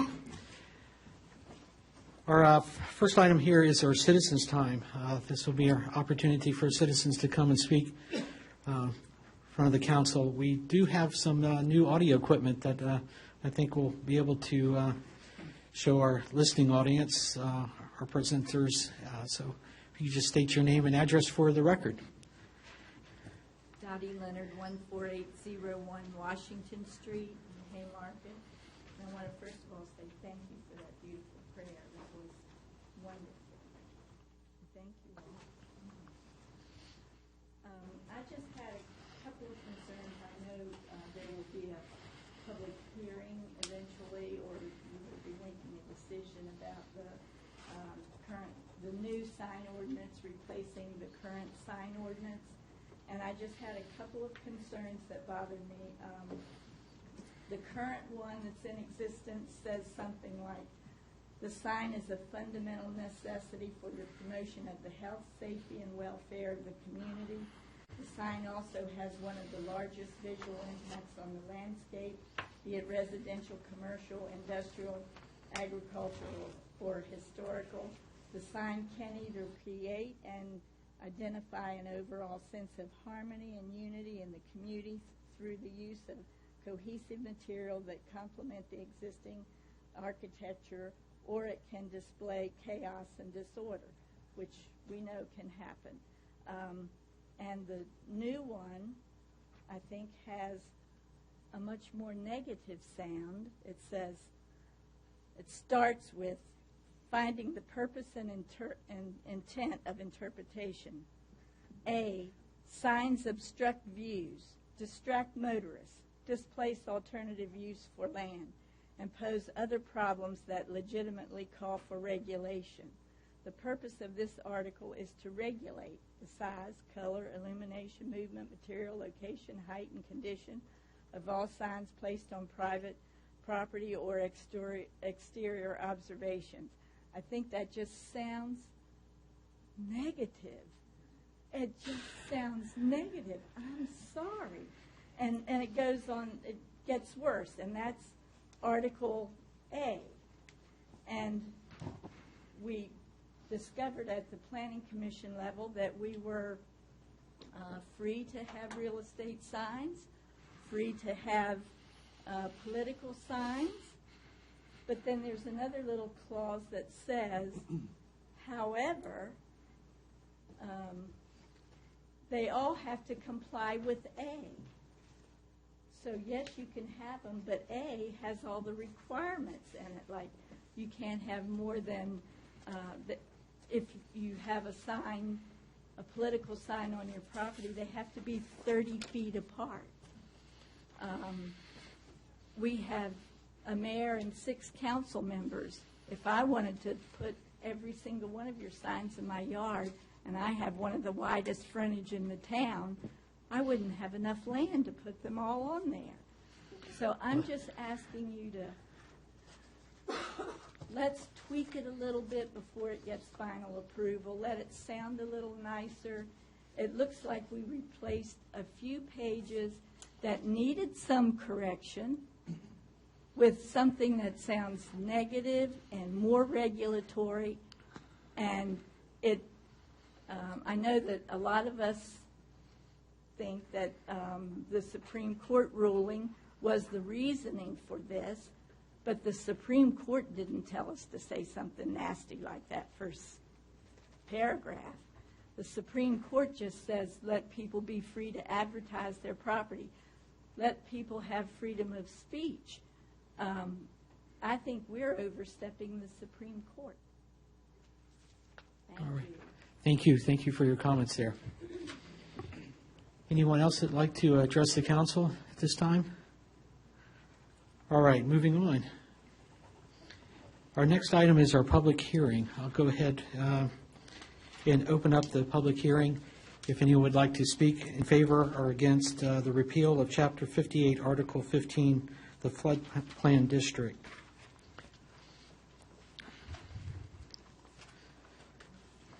And seeing none, Holly, did you want to say anything regarding this? Okay. Seeing none, that I'll go ahead and, if no objections, go ahead and close our public hearing. And our next item is our minutes for acceptance. If we refer back to our November 6th, 24th, and 30th, we asked for more definition, I think, on some of the council members' discussion when it came to the food pantry, the Harover property. So I think, without objection, I think they correctly reflected our thoughts and comments during that period of time without doing it verbatim. So at this time, I'd entertain a motion for acceptance of these minutes. I move we accept the minutes from November 6th, 2015, November 24th, 2015, and November 30th, 2015. We have a motion that's been seconded by Councilman Morse. Any discussion? Let's all in favor say aye. Aye. Any opposed? Motion carries unanimously. Our next item going down through here is a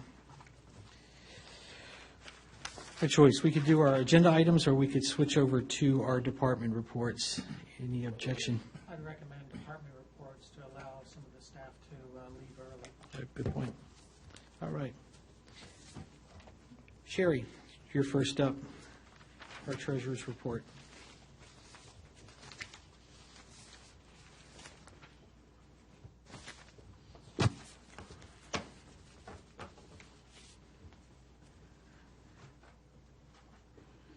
Switching it up. We have a new camera, so it's better if I stand over Here you go. That's a good side. here. All right, so you have the current profit and loss in your packet tonight, and I went ahead and did a comparison of last year's, where we are revenues versus expenditures, and you'll see that on page 38. It shows you where we are. You can see out of the 7 months currently, only 2 months where we have more revenue than expenditures. And if you see the previous year, it's reversed. But there's only 2 months where we have more, sorry, these glasses aren't working. More expenditures than revenue. Right. Right. That's what I was trying to say.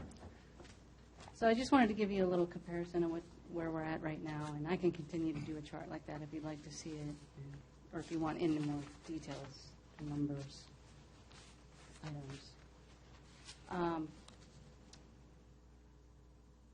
I know we need to have an expansive discussion on where we are in the budget, and I know we had planned a mid-year budget review for January 21st, which we had to cancel.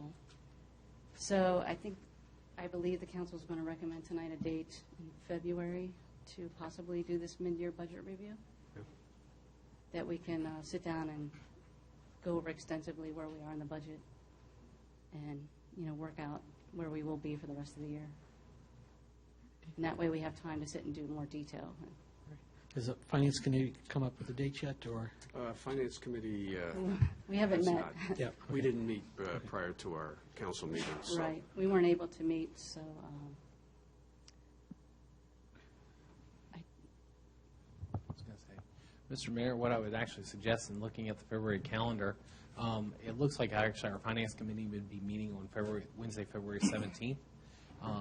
What I'd suggest is if it meets with everybody's schedule, we could push that to later in the afternoon and just hold that date for the detailed meeting.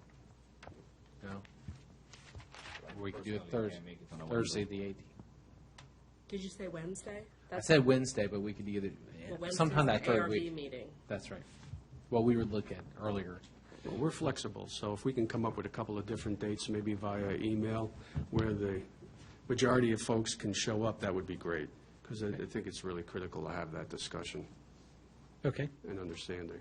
So is that an acceptable solution to try to come up with a date? Send it out and have Sherry organize it, and sure. Maybe like a 5 o'clock or something like that? Right. Would that Okay. work, 5 o'clock? 5 o'clock? Yep. Yes. Great. Is a good Depending time on the for day, everyone? yes. Okay. Okay. All right. And that way, we can, like I said, we can sit down, but if anybody has any questions tonight, I know we have a busy night, but I'd be happy to answer any questions. Okay. Councilman Woods.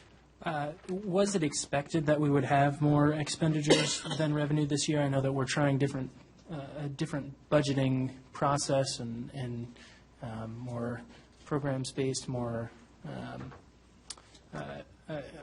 trying to get some things accomplished. So was it expected that that would happen? No, it wasn't. I don't think we really expected expenditures to exceed revenue. There's a lot of nuances this year, a lot of things going on, with the hiring of the new chief and items we needed in office, hiring a new admin.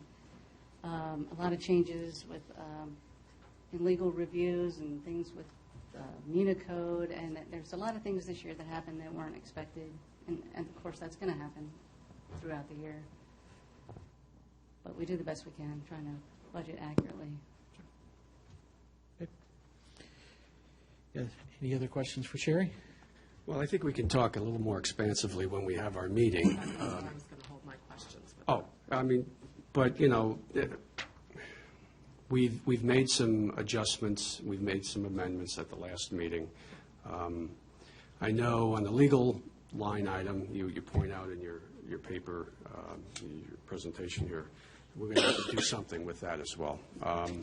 I was just wondering when do you think, because I didn't get a chance to read the emails today. I was busy with grandchildren, so that kind of took my time. But so when do you think we would need to do that by, and is there any sense of what the projection would be for the additional amount to cover the cost through this fiscal year? I think what we're going to recommend right now is, instead of making a budget amendment, specific budget amendment request, that maybe we can revisit near the end of March, the end of the third quarter, and see where we're at, and see how the projection is looking for any line items that have exceeded. I think that would be a good time, after the end of the third quarter. You don't want to do it near the end of the budget year. Right. So I think once we have the, budget review meeting that we're going to have, then we can really get a good sense at the end of the third quarter what we're going to need. Okay. Steve? Any further questions? I can hold mine till. Yeah. Okay. Thank you. All right. I'm just wondering, sir, what do we do in the meantime with those budgeted items that are very close to 100%? Some go under, some go over. Until we've readjusted. Look, I think the police department's got a couple there that we need to do some adjusting as well. Right. But yeah. Yeah, I think we're going to knock a lot of that out at that budget session. Yeah. I think it's needed, and I'm excited that we're actually taking this route because it's going to help us in putting together our budget for next year and just helping us to get closer to what actuals are. So you're doing a good job. Thank you. And keeping on top of us to make sure that we're doing our job. The only thing I would add to answer your question, though, and this is a very good question, a very important question, is in some cases, some of those line items are pretty much for the year. Right. And that's why they're at that level. You pay, it's a forward paying line item. Mm-hmm. Other line items, true, they're very close, and we need to watch them a little more closely. So, and they are. So we'll have that discussion on whatever day we pick. Right. And hopefully we can all be there, and we can kind of massage it together. Yep. All right. No further questions. Thank you, Sherry. Appreciate your time. Our next item is our police report. Chief Noble.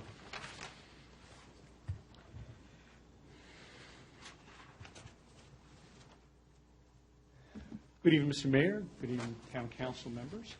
And I will follow the same format that I do typically follow, with a couple of exceptions, and that being that it is the end of the calendar year, so I put a little bit more information in here that I would like to go over. Well, understanding that we are stressed for time tonight, I will try to be as brief as possible. But starting with our significant incidents, and what you're going to hear is, I think, a common theme out of my mouth. And I did want to go over a couple of calls. The first of these is a grand larceny that was out of one of our local financial institutions. And it's interesting, I think, to discuss for a couple of reasons. Number one, just the facts are unique, where a gentleman cashed a $100 check and the bank gave him $1,000 instead. And so the question rose, was that a crime? And it turns out that in Commonwealth, Virginia, indeed, that is a crime. Really? And so we were able to reach back out to the gentleman and have those funds returned. The other part, again, I want to stress, and it will be a constant theme, is we got involved in that call because one of our officers decided to go complete a foot patrol at that bank. They didn't call us. That was a bit of self-initiated activity that he undertook. And that might never have come to our attention. That might have been handled administratively by the bank, or they may have attempted to handle that administratively. But it was a good foot patrol initiative on the part of our officer that discovered that. Going down our list, we also had a significant traffic stop that, again, was as a result of, I think, outstanding police work on the part of one of our officers. And that is a lookout that was broadcast from Prince William County for a possible intoxicated driver. And, typically, good officers pay attention to that. They make note, and they keep their eyes out. Bad officers don't. We have good officers, and our officer did just that. And sure enough, he locates the car on Washington Street and is able to initiate a traffic stop on Sheets. Long story short, we developed a pretty significant criminal case out of that. We charged 3 separate people.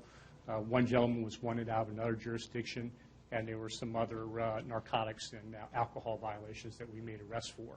And again, because the officer did what we expected of him. It was self-initiated. It was good police work. On the same page is a possession of marijuana case.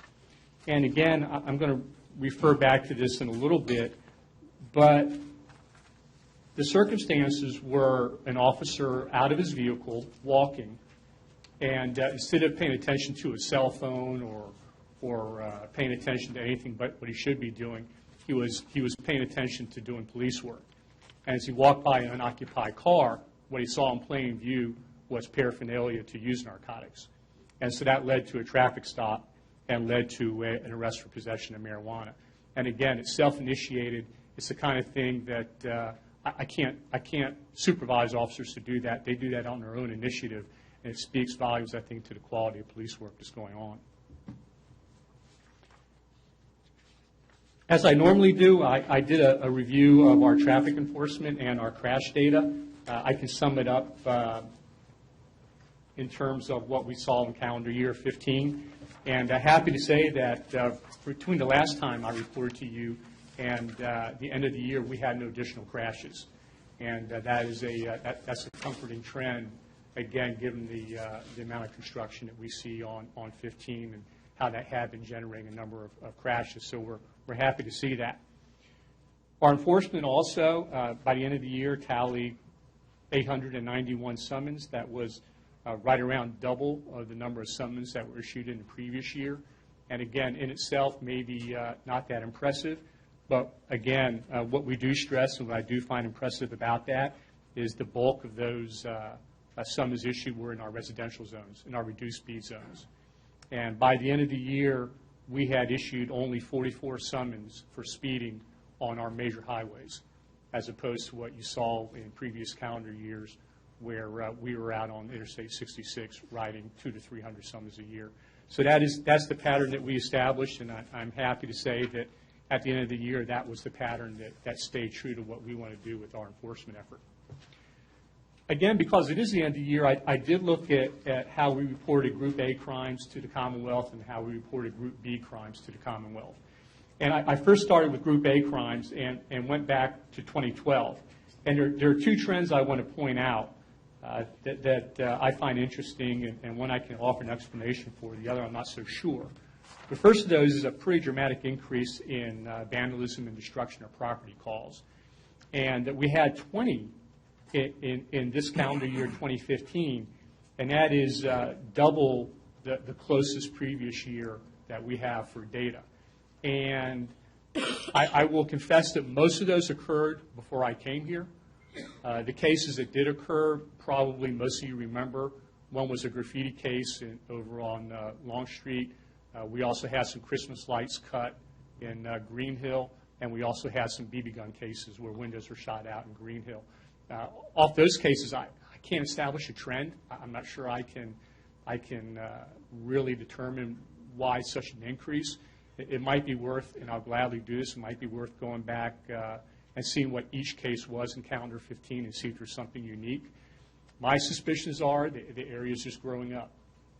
And certainly what you see in the unincorporated parts of the county surrounding us is an increase in those kinds of typical crimes where a whole host of vehicles, for instance, get their windows shot out by BB guns, and we are catching a little bit of that residual crime. The other, again, that is a dramatic increase over previous years, and again, it goes back to what I was talking about earlier, and that is narcotic drug violations. And we had 34 cases this year, which is substantially more than any other previous year.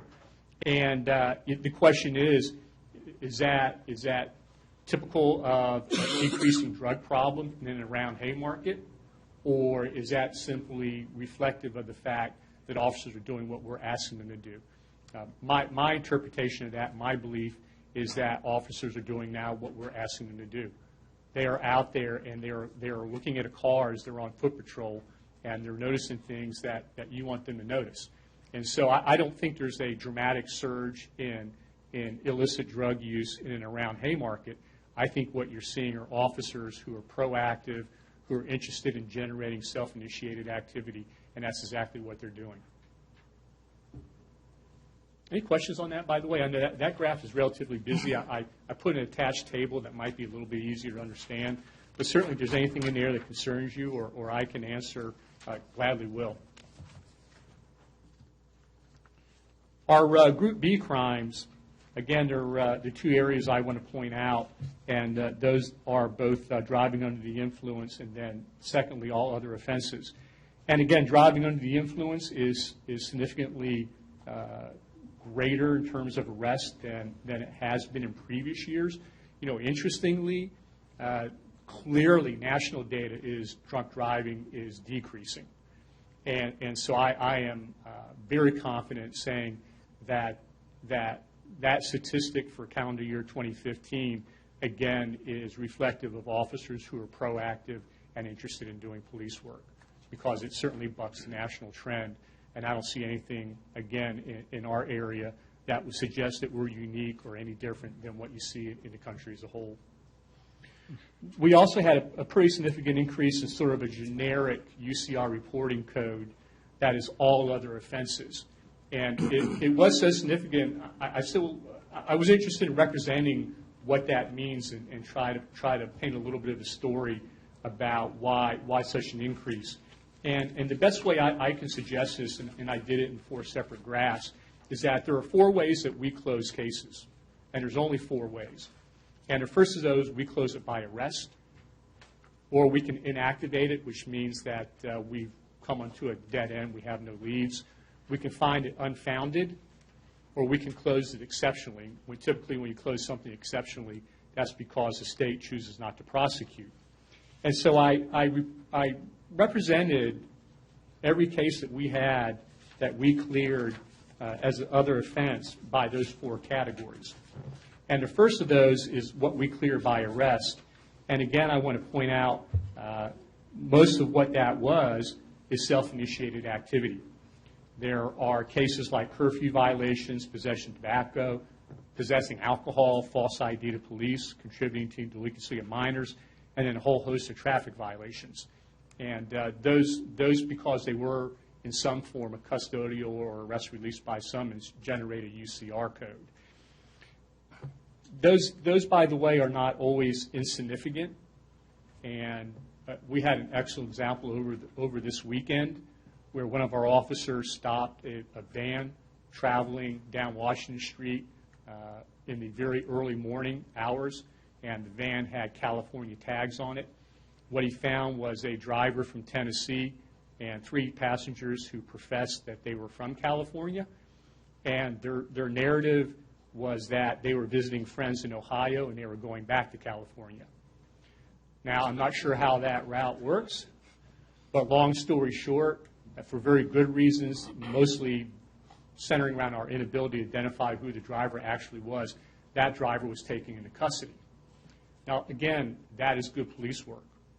And believe me, there are officers out there who look at a mess like that because it's a difficult case to navigate. There's nothing easy about that. It's time-consuming. And by the way, it was in the last hour of his 12-hour shift. He was ready to go home. I'm telling you, there are officers who will blow that case off, who will let that person go with a warning and not do anything else. This officer instead took him into custody, took him to the magistrate's office. He's now in the jail. Sooner or later, we're going to find out who he is by his fingerprints. And so it might be the beginnings of a good case. But again, it's good police work.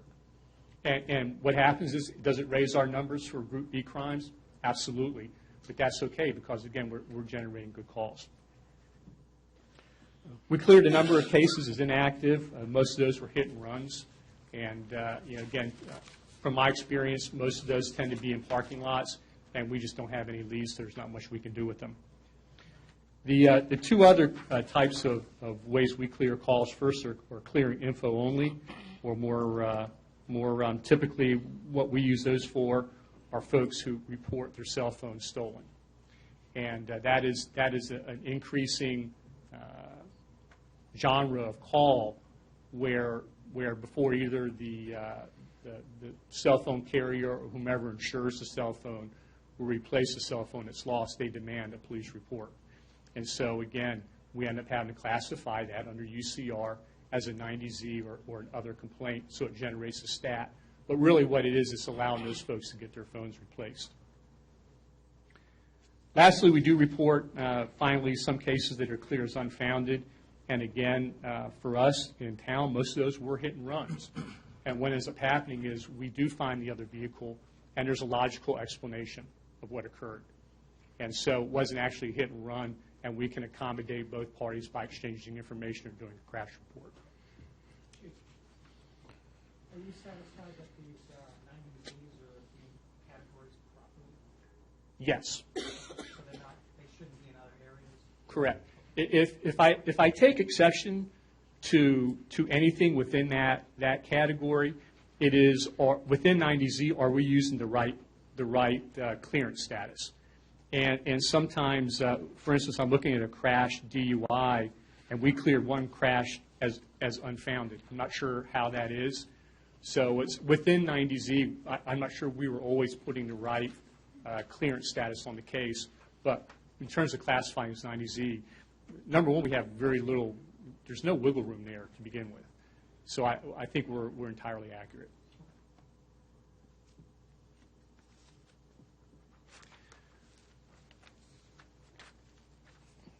Some other issues of note, again, I do monthly report on the budget, and as opposed to the last time I was here a month ago, we have seen some pretty significant increases in wages and salaries, both for regular pay and overtime pay. And so we ended up meeting as a staff to start trying to understand why some of that is. And there is not one issue I will point to. There are actually several issues. And the first, I think, will be a great lesson learned for when we develop the FY17 budget. And that is when FY16 budget was developed, wages and salaries were based on each officer working 2,080 hours a year. Well, the issue is that the officers were scheduled for 2,196 hours a year. That is their regularly scheduled work hours. And so we weren't budgeting for that. Also, again, I'm a strong believer that if a pay classification is guaranteed, then you should be budgeting for it. And what we also didn't budget for was holiday pay. And as our policies stand right now, each sworn non-exempt officer is guaranteed 96 hours of holiday pay. And so we're far in excess of expending what we're budgeted for, in part because we didn't budget enough. I do think, though, that also we have generated some expenditures due to the fact that we are engaged in more police work. And I'll report more, I think, in detail next month on the case involved. But we had a pretty significant case that, for instance, required one of the officers to execute a search warrant on a day that was not the day of the incident. So he had to come back in, and it was a pretty significant period of time working on generating and then executing that search warrant, which was all premium pay. And so there is some of that that's ongoing that is going to cost us, time and money. A couple of things that we are doing to mitigate that, though. First is that, as I reported earlier, we have authorized a certain amount of hours to be accrued as comp time as opposed to being paid. And That I think will help mitigate some of the expenditures in terms of overtime.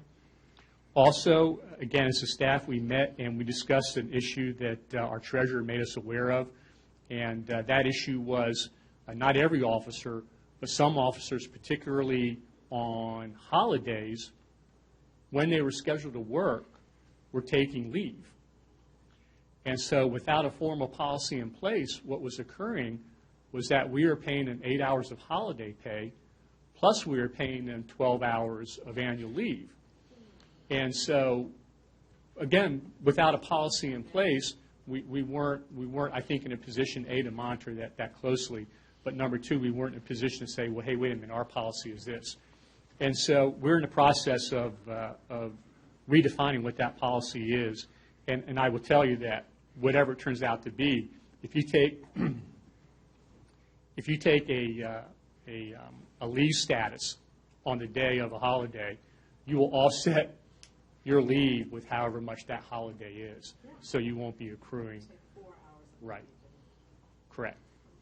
So there are some issues that we can mitigate that way, and we'll continue to do so. I will say, by the way, the numbers did jump significantly in part because in one pay period alone, every officer had 28 hours of holiday pay. That's the nature of the beast when you go from late December or late November through December, is the bulk of your holidays are then, so you're going to pay a lot of money in holiday pay, and then it mitigates itself pretty significantly once you get into the new year. Just a couple other issues on the budget. The workers' comp insurance is at 144%. I had no idea why. So again, we discussed it as a staff, and that issue is due to however the situation was managed in FY15 with the previous chief of police, and however, again, I'm not going to be conversant in exactly how that works, but long story short, how he left the agency is then now reflected in increased workers' compensation expenditure. So I would assume that that's a one-time thing, but we can provide a more detailed explanation later on. Lastly, a couple of items. Community relations in December. Of course, we as an agency participated in the Haymarket holiday celebration. Also, I participated in the Fraternal Order of Police Lodge 69 Cops and Kids event. We also had Officer Davis participate in the FOP's Lodge 43 Santa Cops event. Both of those are wonderful events where we as uniform officers take disadvantaged children into a local either Walmart or Target, and we shop for them for Christmas. It's a phenomenal event. It's great, I think, great exposure to the community and a good way to have the agency recognized. Finally, on current initiatives, I just want to touch upon two of those. The first is that I did file our application for accreditation with the Virginia Law Enforcement Professional Standards Commission. And that is a lengthy process up front. It was only a $250 fee. But I have now 36 months to make this agency meet 190 separate standards. And I believe that probably within 24 to 28 months, we can become an accredited agency. The caveat to that being that your chief of police is also your accreditation manager. So there's going to be some balance there, but we will get it done, and again, we will get it done before our 36-month deadline. That being said, I can't say I can generate many milestones for that. I can say that the fiscal impact going into the year of accreditation, which I would like to be FY18, probably will be around $2,500. That's because when the commission comes to accredit you, they bring assessors, and it is your responsibility to house them, to feed them, to make sure they are taken care of, and it is a multi-day process. So typically, $2,500 is what you budget for that. Lastly, and this was a discussion that occurred at the last town council work session, and not every council member was here, but the question arose, do we want to be able to have coverage by a sworn officer from Haymarket Police Department in this town 100% of the time. Chief, why don't we go around the table with that simple yes or no would be great. Councilman Morris? Yes. Councilwoman Edwards? Councilman Woods? Yes. Councilman Cottle? Yes. Passanella? I agree. Vice Mayor? The concept is good. But what I want to warn the council on, if we plan for that, when somebody's out sick or on vacation and that, to cover that becomes very expensive.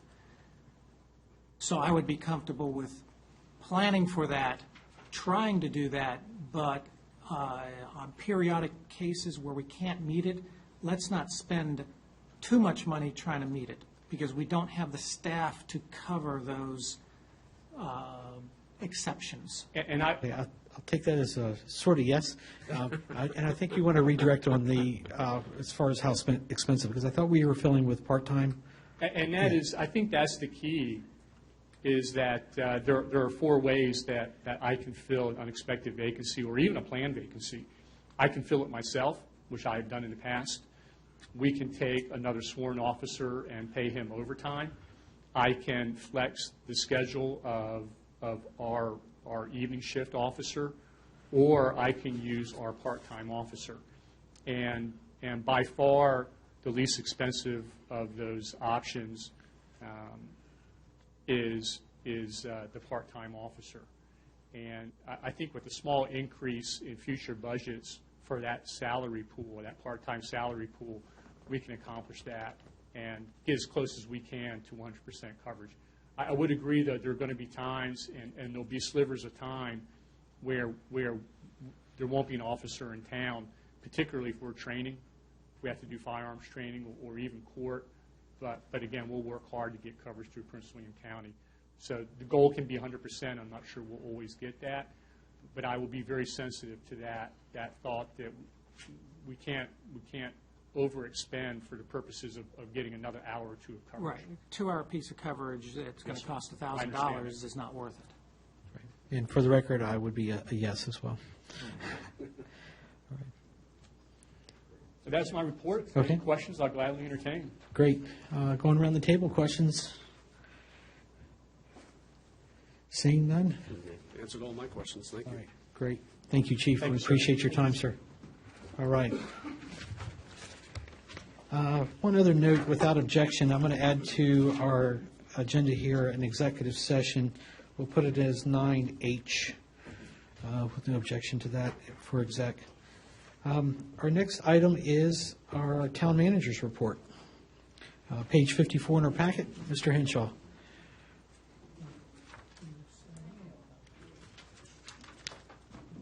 Thank you, Mr. Mayor and members of council. I want to thank our chief. It makes me kind of wish I had more statistical information I could provide you, because I have a lot more words is really what it comes down to. But I won't waste them all, because I know I've been accused of being very wordy before. So I'm just going to hit on a couple of the highlights of my the manager's report. Be happy to answer any questions there in our first thing I'll call your attention, we are continuing to work on the quiet zone. Back in, right at the beginning of the new year in January, we were able to submit 2 grant applications for continued safety improvements to 2 of the crossings. One is additional safety improvements at the Route 15 crossing. The other is at the Thoroughfare Road crossing, which is not within the town, but it is within the proposed quiet zone. We should have information sometime this spring about whether or not we're successful in getting those. But we are continuing to work with our colleagues in Prince William County, as well as with our here in town, with the subcommittee, and also with the FRA. We are looking at a couple different options to see how we can improve the safety, so we can actually look into the official declaration of quiet zone. Residents might have noticed, along with members of council, that speed indicator signs are up and are operational. We're a little bit, I know there's been raised a concern that are they looking a little bit small. We've met with the company who we did purchase them from. I think we have a couple of different solutions that we're going to try, but I also know, working with our chief, we actually want to see, first of all, what is the purpose of those signs. Before we go out and invest any additional funds into getting larger signs, let's see if they're actually doing what they were called to do. And so to do that, we need to have some time for data collection. And we did get signs that allows us to collect data. I think visually, we are already seeing a deterrent in speed. We've noticed this because we've been running radar and such in town. But we want to see if these signs are actually doing what they were actually supposed to do. The other thing we'll also be doing, which obviously I haven't been, for lack of a better way of saying, bugging VDOT too much. I think they've had their hands full within the last week or so. But we are going to be getting additional speed limit signs, which will go underneath of that radar enforced sign or the speed indicator sign. We think that would also help. Otherwise, you're getting into kind of a scope of getting a much bigger sign, which, yes, it's more visual, but it might not fit with the landscape of what our town is. And so that's something else we want to keep in mind. But the biggest thing that we're really concerned with mostly is, are the speed indicator signs doing what they're supposed to be doing, which is basically calming down traffic and calming speeds. We're continuing to move forward with the town center project. We hope to have actually there is a change order in your packet tonight for us to consider. This is basically so we can phase out the project. It's not too much huge change order, but it is a change order nonetheless that we have to consider. But we are hoping to have the plans done for the police department side and hopefully get that out to bid. Won't obviously be before in January like I'd hoped, but we are hoping to have that done within this month and be under construction before March. That's my goal. Haverhill property, as you all know, we adopted the master plan. We are moving forward. Staff is currently working on trying to get interpretive signage out there. We are going to have to get a little bit of redesign done because the graphics, though they're great in the master plan, we cannot get them to a resolution that would translate to a large sign for the town center or for the Haverhill property at the park that we're planning. So therefore, we will need to. We're going to have to do a little bit of that legwork, but that process is already underway. I believe last month, the only other thing I'd like to comment on is last month our Main Street coordinator had mentioned that we were having some issues with the painting at the museum. The actual building itself was flaking and stuff. We did do a little bit of research on that, found out it was covered under warranty, and as soon as the weather breaks, we will be actually having that warranty work taken care of. So the museum will be touched up and repainted, especially in the areas where we are having any peeling or flaking. And long term, we might need to add a much more significant project into the capital improvements plan, but I think this will get us where we need to be in temporary and will spruce up the building. I think that's been an ongoing issue with that building. I mean, I've been here a long time, and I'll be happy to answer any other questions. Councilor Woods. Is there any possibility, and is it cost restrictive or cost effective to have the speed indicator signs moved into the, I think it's the right-of-way between the sidewalk and the street? Because if it's there, even though it's still the same size sign, it looks a lot bigger because you're way closer to it. I agree. If I'm not mistaken, we actually have utilities running through those, and so that's what makes it problematic to do the footings. I see. I agree it's the location. The company that we did purchase these from were very helpful, and they want to make sure that we're satisfied. They did have some other suggestions for us that we might take into account, but they actually echoed the same sentiment that since we did get the ones that collect data, let's make a determination first on is it doing what it's supposed to do. Other than that, I think rotating a little bit and also adding the additional sign below it, that kind of takes, because it's part of the issue is we had to go up.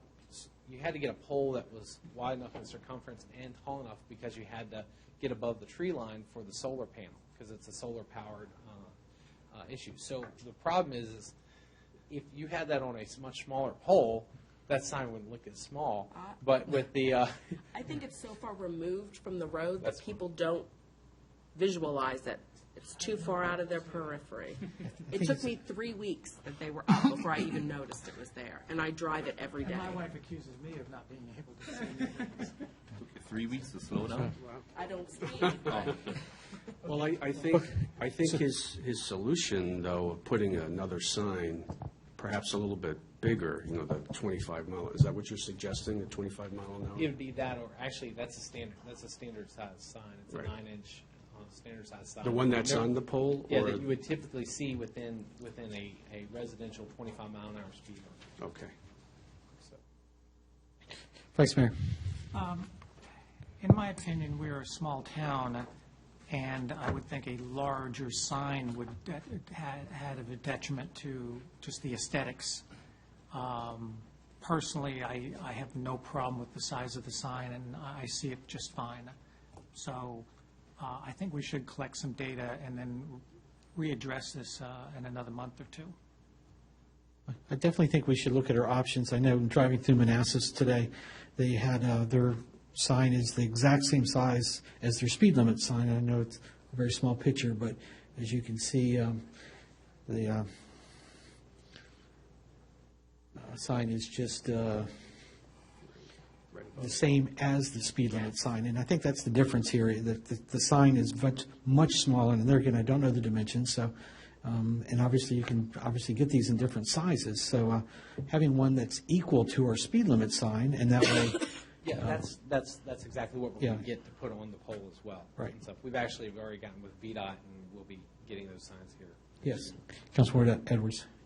What was the process in the decision-making as to where to place the signs? What went behind that? Well, the one sign on the eastern portion of the town, which is on what we would call our Harrover property, part of the reason it's set back a little bit further is because that actually sets it back beyond where the future sidewalk is going to be. Once the sidewalk goes in, it actually will be right up on the sidewalk, very much like it is on the western end. I'm just not The actual location of where we're at. Yes. That's where I was going to go to next. Is essentially what we were looking is an easterly approach and westerly approach. We had issues of right of way on the eastern side of the town. We actually, where the sign was located in front of Piedmont, that was actually an area where we had enough right of way to locate the foundation for the pole and also get it above. Otherwise, we would have had to look into the utility strip, and then we ran into some utility issues with that regard. The sign on the easterly side of the town, that was more because we own that property, it made it a logical place for us to put it. It was still when you're coming into town. We wanted to give the opportunity for the driver to see a speed limit sign first, and then see the speed indicator sign. What I think is going to make a bigger difference is once we put the additional speed limit sign on those poles. And like I said, the data is really going to be what's going to tell us. I will assure council, the company that we worked with, and their name is slipping my mind right at this moment, but they have already said that they will do whatever we need to do to help make it right. We cannot return the signs, but that's okay because I think ultimately we probably are going to want to put signs possibly on Jefferson Street as well, if these prove to work effectively. So we won't lose money we'll just keep them and we'll put them in a much more kind of a smaller compact area. Obviously, more information needs to be found out before. We're continuing. Yeah. Okay. First of all, thanks for doing that. I mean, I think it's a huge safety. I've seen multiple people doing 45, 50 miles an hour, see that sign, slam on the brakes. Still doing 35, but it's better than 55. My only thing is there a way, now that the bridge is opened up and people coming through from the other direction, if you come in one of those roads like Jefferson, you make a left, you have no, in other words, it's good if you're coming in on either end of the town, but if you come in the middle and go, I'm still seeing a lot of people Because they're exiting the town. when they're exiting the town because there's no, so is there any way that maybe even temporarily, since we already have the sign up, you already have the solar panel, put one on either side of the pole? Is that a possibility? To use the solar power that's already there, the pole that's already there, the right-of-way, et cetera, by putting one on the other side? Because I've noticed people coming in, they slow down. People coming, a large majority of them coming through, they don't. Well, initially, without being an expert in the field, I'll tell you, the problem you would have is you're now trying to shoot across a lane. You'd have to have it in the same lane as the travel. But one of the things that you brought up that I think we need to look at is I cannot remember off the top of my head if there's a speed limit sign after you get to the main intersection here at Washington Jefferson, if there's speed limit signs when you make that right or left on the Washington Street. I don't think there is. But I think there's speed limit signs on every entry point through town. Yes. So that That's shouldn't correct. be lost. I mean, people should know. Responsibilities on the driver to know what. I mean, the I speed think limit is. to Matt's point, if I may, we were talking about doing 2 additional speed signs on Carolina Road. Right. Eventually, yes. Once we do that, and then we have the whole axis. Yes. Both, and then it's up to the driver to adhere to the speed limit. But we do see them working. I mean, not just flashing your speed. We do see them actually having a visual effect on the driver. So. I think it's a great thing, if I may, one more time, to reiterate and piggyback on it. I think it's a great thing. I've heard nothing but good things from folks in town that I've talked to, and they said, yeah, that's a wonderful thing. And they see people slowing down. So are there folks that don't? Yeah, of course there are. I mean, No matter what you do. Right. One last question. How long does it take, and this is a question for the chief, to where we can get some credible data? I mean, because I would be very curious to see the difference. We can download data at any time. Could you add that to your monthly report? I can. I will tell you the only issue that we're facing right now is that at least my laptop does not have Bluetooth, so we had to put a Bluetooth adapter, which is not a big deal. And I've had difficulty communicating with the signs. I first met with the manufacturer of the Bluetooth adapter to ensure that was functioning properly, which it was. So now I have to meet with the sign vendor to see why although it's pairing with the sign, the software is not opening up. But once we get through that, it just stores that data, and we download it as a database, and we can have unlimited access to it. But I absolutely will put that in. So that would be able to tell time of day, pretty much whatever you want to pull out of it. Correct. All right, thank you. Okay. Just have 3 points, sir. The first one is the museum. Thank you, Brian and the team, for looking at the warranty on the museum. Chief, maybe this question is for you as far as these signs, these traffic signs. Do they need to be calibrated ever so often? No. And the only reason, of course, they are measuring speed by radar, similar to how we use for speed enforcement. But that being said, since they are not an enforcement tool, then there's no need to calibrate them. And I will tell you that sort of anecdotally, I pay attention frequently to what speed they're saying my cruiser is at, and my speedometer is checked for accuracy every 6 months, and so far they have been spot on. And does that mean that the information that is collected cannot be used in any traffic offense? Correct. Okay.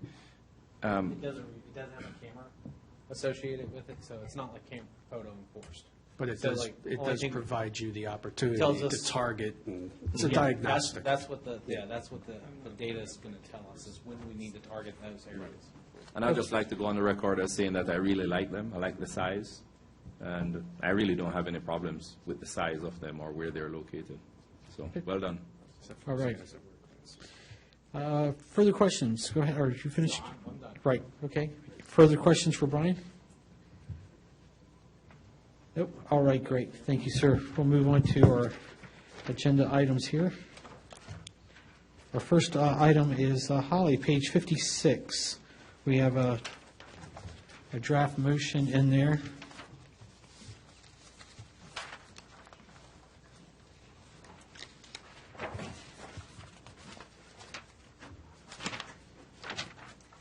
As I've had some discussions with you in the past, we met with DCR, and we need to update our floodplain regulations. And at the advice of the DCR and our town attorney, we first have to repeal our current ordinance. And so that's what this first agenda item is to repeal the current ordinance. The actual ordinance to repeal is on page 72 of your packet. And I think on that, in the wording, and speaking to the council, we need to reference the ordinance as well in the motion, or the draft motion. Mr. Mayor, if I might, in ordinance 2016-001, page 71, that repeals the current floodplain ordinance. And then if you flip over to page 74, you'll see the start of ordinance 2016-002. In between there, on page 73, there's a draft motion that says, I move that the town council adopt the new Article 3 floodplain. I think it needs to reference ordinance 2016-002. So what I would suggest is that the motion be that the town council approve ordinance 2016-002 to adopt the new Article 3 floodplain to Chapter 54 waterways, consisting of sections 54-200 through 54-226 of town code. Do we not have to first repeal? After we repeal, yes. I do want you also, since we're also not now talking about the next agenda item, if I can please have you go to page 86 in section 54-213, parentheses J. Thank you, Councilman Wood, for pointing out there's a typo. It should reference subsection I, not subsection G. All your pages are different from ours. Are they different? Okay, I must have, okay. We're on page 85. Okay. I'm working off the agenda packet. I'm sorry.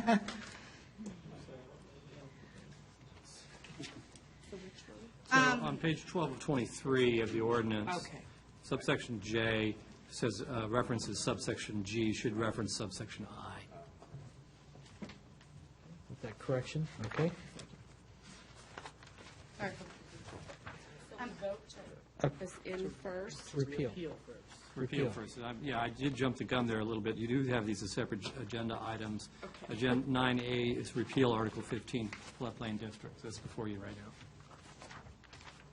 And that's the motion on page 71.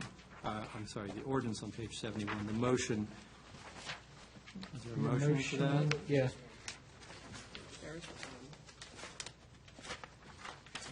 Did you have a draft motion? I did not have a draft motion. Okay. I thought Yeah, you that's just adopted, just passed the ordinance. Yeah, that was. Maybe Martin can provide one real quick for us. Well, yeah, I mean, the motion would be to approve ordinance 2016-001. Okay. We have a so moved, or someone want to make the motion?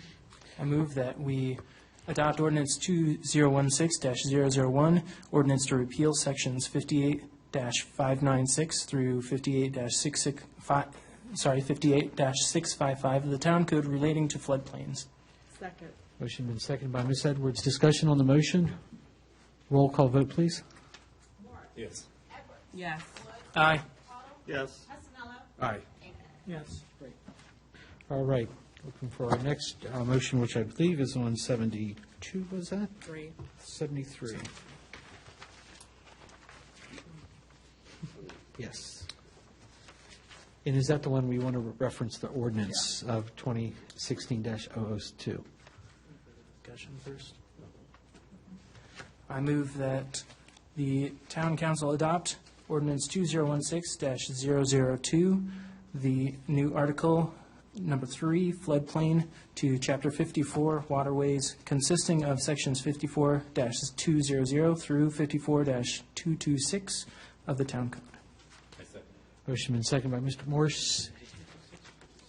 Hold on one moment for clarification. Okay. Second, discussion on this motion. Yes, I have a couple questions. Sure. Very quickly. Who's going to be our floodplain administrator? Okay, so you're going to be designated by the town, just for clarity, and, you know. We have the verbiage in there that it's the town manager where it's designated. Right. Okay. And also, I want to point out at the request of the council, I did try and include some the actual firm maps, as well as some color ones.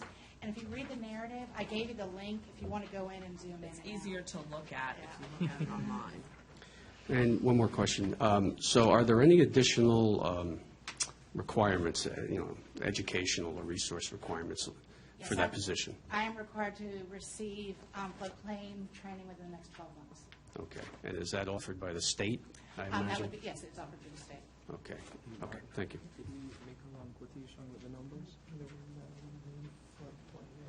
Did we make a wrong The quotation ordinance with the does say numbers? 227. 226 is correct. The ordinance on page 74 at the caption does reference section 227, but that should be 58-226. That's just a typo. We got that, Jen? So we have that? Okay. All right. Any further discussion on the motion? Roll call vote, please. Yes. Aye. Yes. Aye. Yes. Thank you. Okay, great. Thank you, Holly. Our next item is our town center RDA change order by our town manager, page 103. We do have a draft, I believe, motion as well.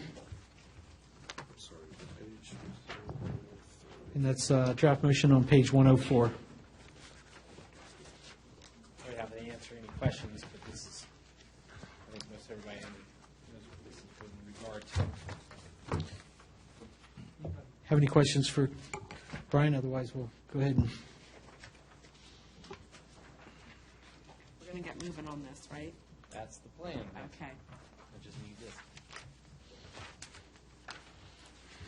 I move to authorize the town manager to execute the change order for the town center master plan design and engineering with RDA Civil Engineering Firm. Furthermore, the funds for this contract shall come from the designated line item of the town center master plan design and construction. hey, motion's been seconded by Councilman Morris. Any discussion on this motion? Seeing none, roll call vote, please. Yes. Aye. Yes. Aye. All right, great. Moving on, we have our VRE update. I think we've had that this evening. Our next line item that we put as a placeholder is the Dominion Virginia Power Substation. Anything new to report? I did reach out to Supervisor Stewart's office today just to see if they had, the county had taken a position on the buildings, whether or not they would have the opportunity to approve or deny the location of the substation, of the data centers, which now it looks like they're talking about two separate buildings. The county had not taken an official position on that yet. They're, I think, waiting for the process of the hearings. I know that we also have reached out to them to meet with them regarding to see what the strategy is county-wise, town-wise, as we go into these SEC hearings that are happening very soon. Mr. Mayor, I'll just comment to that briefly. We are working on trying to schedule a meeting, which would be a public meeting because we're hoping most all you all will make it. It'd be a strategic meeting just with regard to going into the SEC hearings at the end of this month and at the beginning of March. These meetings would be with, we're trying to schedule with Delegate Marshall and Senator Black, as well as our supervisors who represent the districts that would be affected. Okay. Councilman Passanella? Go ahead. Or Councilman Cottle? Yes, Mr. Mayor. Is there any way, I don't know if it's ever been done, where there was a joint meeting with the County Board of Supervisors and the Town Council to do like a work session?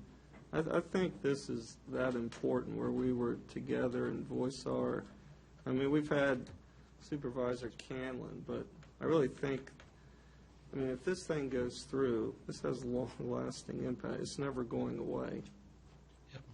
If I may, I think that's what we're going to try to do. I mean, as a regular course of business, I think it's a great idea. But I think that's what we're trying to do. We're trying to bring everybody together, particularly Chairman Stewart, Janine Lawson, Brentsville Supervisor, and our Supervisor, Peter Canlin, at a minimum, and then the council, also with some of the other elected officials. I do have a question, though. I understand sunshine laws and transparency and what have you, but when we're talking about strategies and things that we may want to do, wouldn't that be more for a closed session? And I'll ask council whether that's legitimate or not. I'm not really clear on that myself, but I would think that we wouldn't want to discuss out in the open, potential strategies or steps that we may want to take until we're ready. I mean, because otherwise we're just telling the world, or DVP, what we want to do. We will add tonight's executive session to speak to council regarding this matter for advice. It's been my impression, and I know this is from working with our officials at Prince William County, I think really what it comes down to is most of all the elected officials have pretty much said exactly what their expectations are and where their stance is with regard to this matter. I think the purpose of this meeting really is to make sure as we're going into the public hearings that we're all on the same page, in which case you're really not offering any strategy that hasn't already been made public. That's really what I would say. Strategy might not be the most ideal word, is what I'm trying to get at. That maybe this meeting is more of just confirming and making sure that we're all saying the same thing, so that the SEC is saying hearing the same stance, and we're not hearing disjointed stance. Okay. Anything further with that? I think there again, if we're going to speak tonight. Yes. All right, moving on. We have our fee schedule. This is on page 110, and there is a draft motion attached. I move to adopt the revised building fee schedule as presented. Motion's by Vice Mayor Aiken. I second it. Seconded by Councilman Cottle. Any discussion on this motion? Seeing none, all in favor say aye. Aye. Opposed? Passes unanimously. Our next item is our Board of Zoning Appeals reappointment. We have a page 115.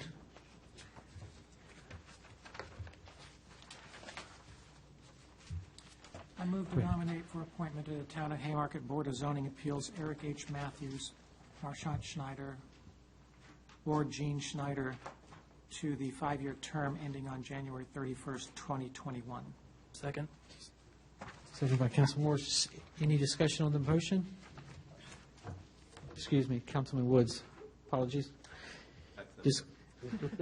Discussion on the motion? I don't think it was for you. Yeah. It was for him. All in favor say aye. Aye. Opposed? And passes unanimously. Next item is what we've added, number H for executive session. We have a couple items to go in this evening. I'll let our attorney direct us to Mr. Mayor, the wording.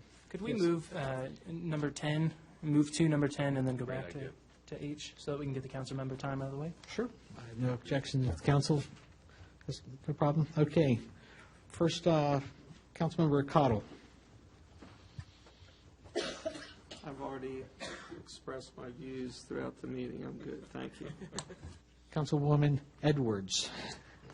Real quick, I'm going to be very quick. I don't know if anybody saw the update that Pam Swinford sent out about Phil, that he, as we all know, we had a setback.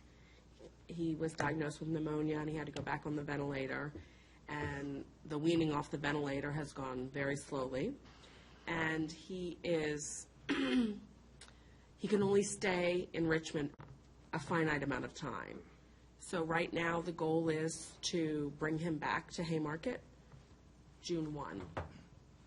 So she is very overwhelmed with what has to be done to their house, whether they sell it, whether they renovate it. They need resources, basically. Because he is retired military, he doesn't have the capability of using a lot of the resources out there. So if anybody has any resources that they would like to share, and Jen spoke with Pam today, was it today? And we're going to try and set up a website where we can funnel information through. She just basically doesn't have time to go through it because she's concentrating on his recovery. So we're going to try and set up a centralized place where we can share information and see if we can get some help for her. So, So Can I ask? Yes. So what types of resources are you're looking for? Like labor, materials? Yes, all of things like those that? things. A vehicle that would have wheelchair accessibility. He might come home on a ventilator. So, yeah. May I just suggest that one of the ways that we could approach this, it's hard to give suggestions without knowing any concrete facts. We have Joe at our disposal. It is possible that we could tap into his resources through Brian to see if he could inspect the house and then give us a realistic advice at what needed, because, with doorways that needs to be cut out, door jambs that needs to be moved, the turning ratio of the wheelchair, those things need to be taken into consideration. And he has the expertise to come back to us and let us know, and maybe through that website post what exactly is needed. Because right now it's very vague what is needed. And we can get all those specifications from Pam as to what kind of a wheelchair he's going to be in and what is needed, and then we can move forward from there. Okay. But really what we're talking about is more volunteers. We need volunteers. Yes. And we need contributions. Yes. But I think even before the volunteers too, it's Oh, no, preparing the yes, house yes. before they get here. No, I got that. But I mean, even volunteers to do the work. Yes. I mean, maybe we can even get a volunteer to help do the assessment. And I'm not sure, when you were saying there are some resources that are not available to him. As far as the military, as wounded warrior, things like that. Okay. And veterans benefits, he's only entitled to certain things as a retired member of the military. Well, it certainly sounds like something the community Yes. can do, can help out with, at least to a certain extent. Could we give a directive in contacting Joe from this, or? I think let's wait and see what kind of information I can get from Pam if they know, what kind of facility he's going to need when he comes home. What kind of chair he's going to be in, how much motion, how big it is, and I'm happy to have that direction given, but We could go over and do our own assessment. I mean, we get some volunteers in there. I mean, we have. Yeah, that's true. But you see, Joe can, when I'm looking at load-bearing walls and stuff, you're going to need Joe in determining. We could move load-bearing walls, but Joe, who would essentially give the inspector's notice. So that's kind of where I'm going with it. If we're going to act on it. He knows what the handicap requirements are and ADA requirements are. I think we still even have the building plans for U.S. Homes. I mean, if we look up the different models, so we'll have all the blueprints and stuff like that. For her house. For her house, so, yeah, it might help. Well, definitely, it sounds like this is obviously a big project, and I'm sure overwhelming for her. And whatever we can do and help her out with her and their family. Okay. Next item, Vice Mayor Aiken. I just want to mention the email that everyone got with the attachment that had the resolution in it. It's not something we'll go over tonight. I would like to go over it next month. If VDOT's willing to come in and talk to us about it, great. But if not, I want to go ahead and consider it and vote on it next month, if VDOT's here or not. One thing I want to emphasize is this is not something saying that we're against the multimodal plan or anything like that. Basically, what it's saying is that I am opposed, and I hope the council will also be opposed, to the fact that the fourth lane on 66 is HOV 12% of the time. Weeks period, it's HOV 12% of the time. And what they're doing is they're taking that lane away 100% of the time. So we're going from 4 lanes to 3 lanes for general purpose traffic. If you have the money, you ride the hot lanes. But for most of us who don't have that sort of money to commute back and forth, 70 or 25% of the lanes are going away. for general purpose lanes, and that's the objection. If they were to come in and put in 2 hot lanes, like they did on 495, without taking away any of the lanes there, great, no problem. But the objection I have, and the objection Prince William County, Loudoun County, Fauquier County governments all had, has been unanimous in saying that they are against the taking away of a lane. So that's, just want you to think about that, read it, and be prepared to discuss it next month. Okay, all right, great. Councilman Morse. Thank you, sir. The only thing I really need to add, and Chief has left already, well, maybe it's good speaking behind his back, but man, I'm really impressed with this Chief. The direction he's going and the things that he's bringing forward to us, the research that he's doing, the direction of the police department, the deportment of the officers and the way that they're handling themselves and how they're stepping up and how he's really giving them the benefit of, you know, the work that they're doing. You know, we're heading in a good direction with this new chief. His tone is And very that's all I have to add to it. Thank you, sir. Good. All right, thank you. Councilman Passanello. The only word I have for that is he's elevating the game. He is elevating the game here in town for everybody. And I agree with that 100%. I do want to thank Rizwan Jaka and you guys for doing the color guard. Thank you so much for coming tonight, and we hope to see you again soon, hopefully in another year or less. But you guys did a great job, so thanks a lot. Yes, Okay, thank very you. much appreciate that. Councilman Woods. So I'd like to say salam alaikum and in greeting to our guests, and I also want to say how thankful and impressed I am with our snow clearing of last week, knowing that some friends had estimates of not getting out of their houses until yesterday, or Friday at least at the earliest. Having our roads pretty much all clear by Monday was awesome. And that's all I have. Mr. Mayor, I'm sorry, I apologize. Absolutely. No, good. Because you reminded me, Councilman Woods, that I should thank Brian and staff for bailing us out in Haymarket Station. It was really bad in there. And thank you for coming to our aid, because we are a community, and, you know, these are some of the things we should be doing.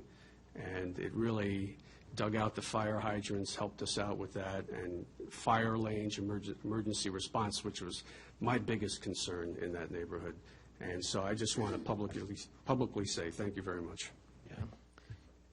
No problem. And I think one other note is to keep our thoughts and prayers to the three men in Prince William County that lost their lives for this snow event. That unfortunately one was here locally in Green Hill Crossing after shoveling snow, which apparently is massive heart attacks at such early ages. So please can keep those in your thoughts and prayers as they mourn the loss of his fathers. And so, yeah. So, You know, Mr. Mayor, one Yes, more sir. thing. Absolutely. And I'm sorry, I got to do this. Yeah. You want to kill me? Yeah. But I just want to publicly thank you, because I saw you out there when nobody else was out there, and you came to our aid too, and we had a truck stuck. I think it was Doug. He was buried in the snow. I mean, it was just horrible. And you were out there with Connor, and you were protecting your citizens, and I want to commend you for that. So, Well, thank you, sorry sir. I slowed things down again, but I No, couldn't no, help well, it. thank you. You know, it was I look forward to those type of events. We went out in our truck and took a Stranded Motors home from Sheets that went all the way out to the plains during the blizzard, which I really put myself to my limits. But yeah, I think it was there was a lot of stranded four-wheel drives, and I think I counted three police vehicles that we pulled out as well. So yeah, so I thank Connor for being my sidekick on that. But yeah, so with that, go ahead and bring us into executive session, sir. So, Your Honor, the motion to enter closed session would be under Virginia Code Section 2.23711 A3, disposition of real property, and A7, specific legal matters. And under A3, there's two headings. One is the Hanover Building, 14710 Washington Street, and the other is with regard to leases of town property, leases plural. And then under the specific legal matters, there are, again, two subheadings. One is the Finley construction matter that you've considered before, and the other is with respect to the Dominion Virginia Power distribution line. So moved. Motion's been seconded by Councilman Edwards. In discussion on the motion that we're going into? All in favor, say aye. Aye. Great. Thank you all very much.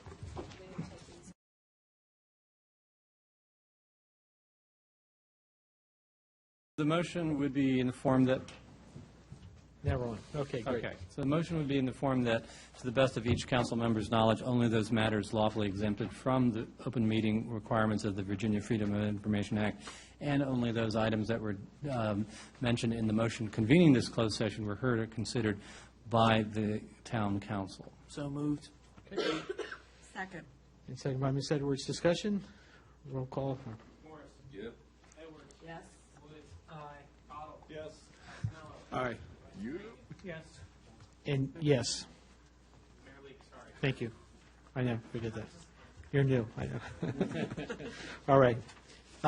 Directives. Mr. Mayor, I direct the town attorney and town manager to proceed as directed during the closed session. Okay. Second. Discussion? All in favor, say aye. Aye. Unanimous? Opposed? No. Okay, unanimous. All right. Motion to adjourn. Second. I'm sorry. No, that's right, go ahead. All in favor, say aye. Aye. All right, thank you. Good night. Sorry, David. Good job.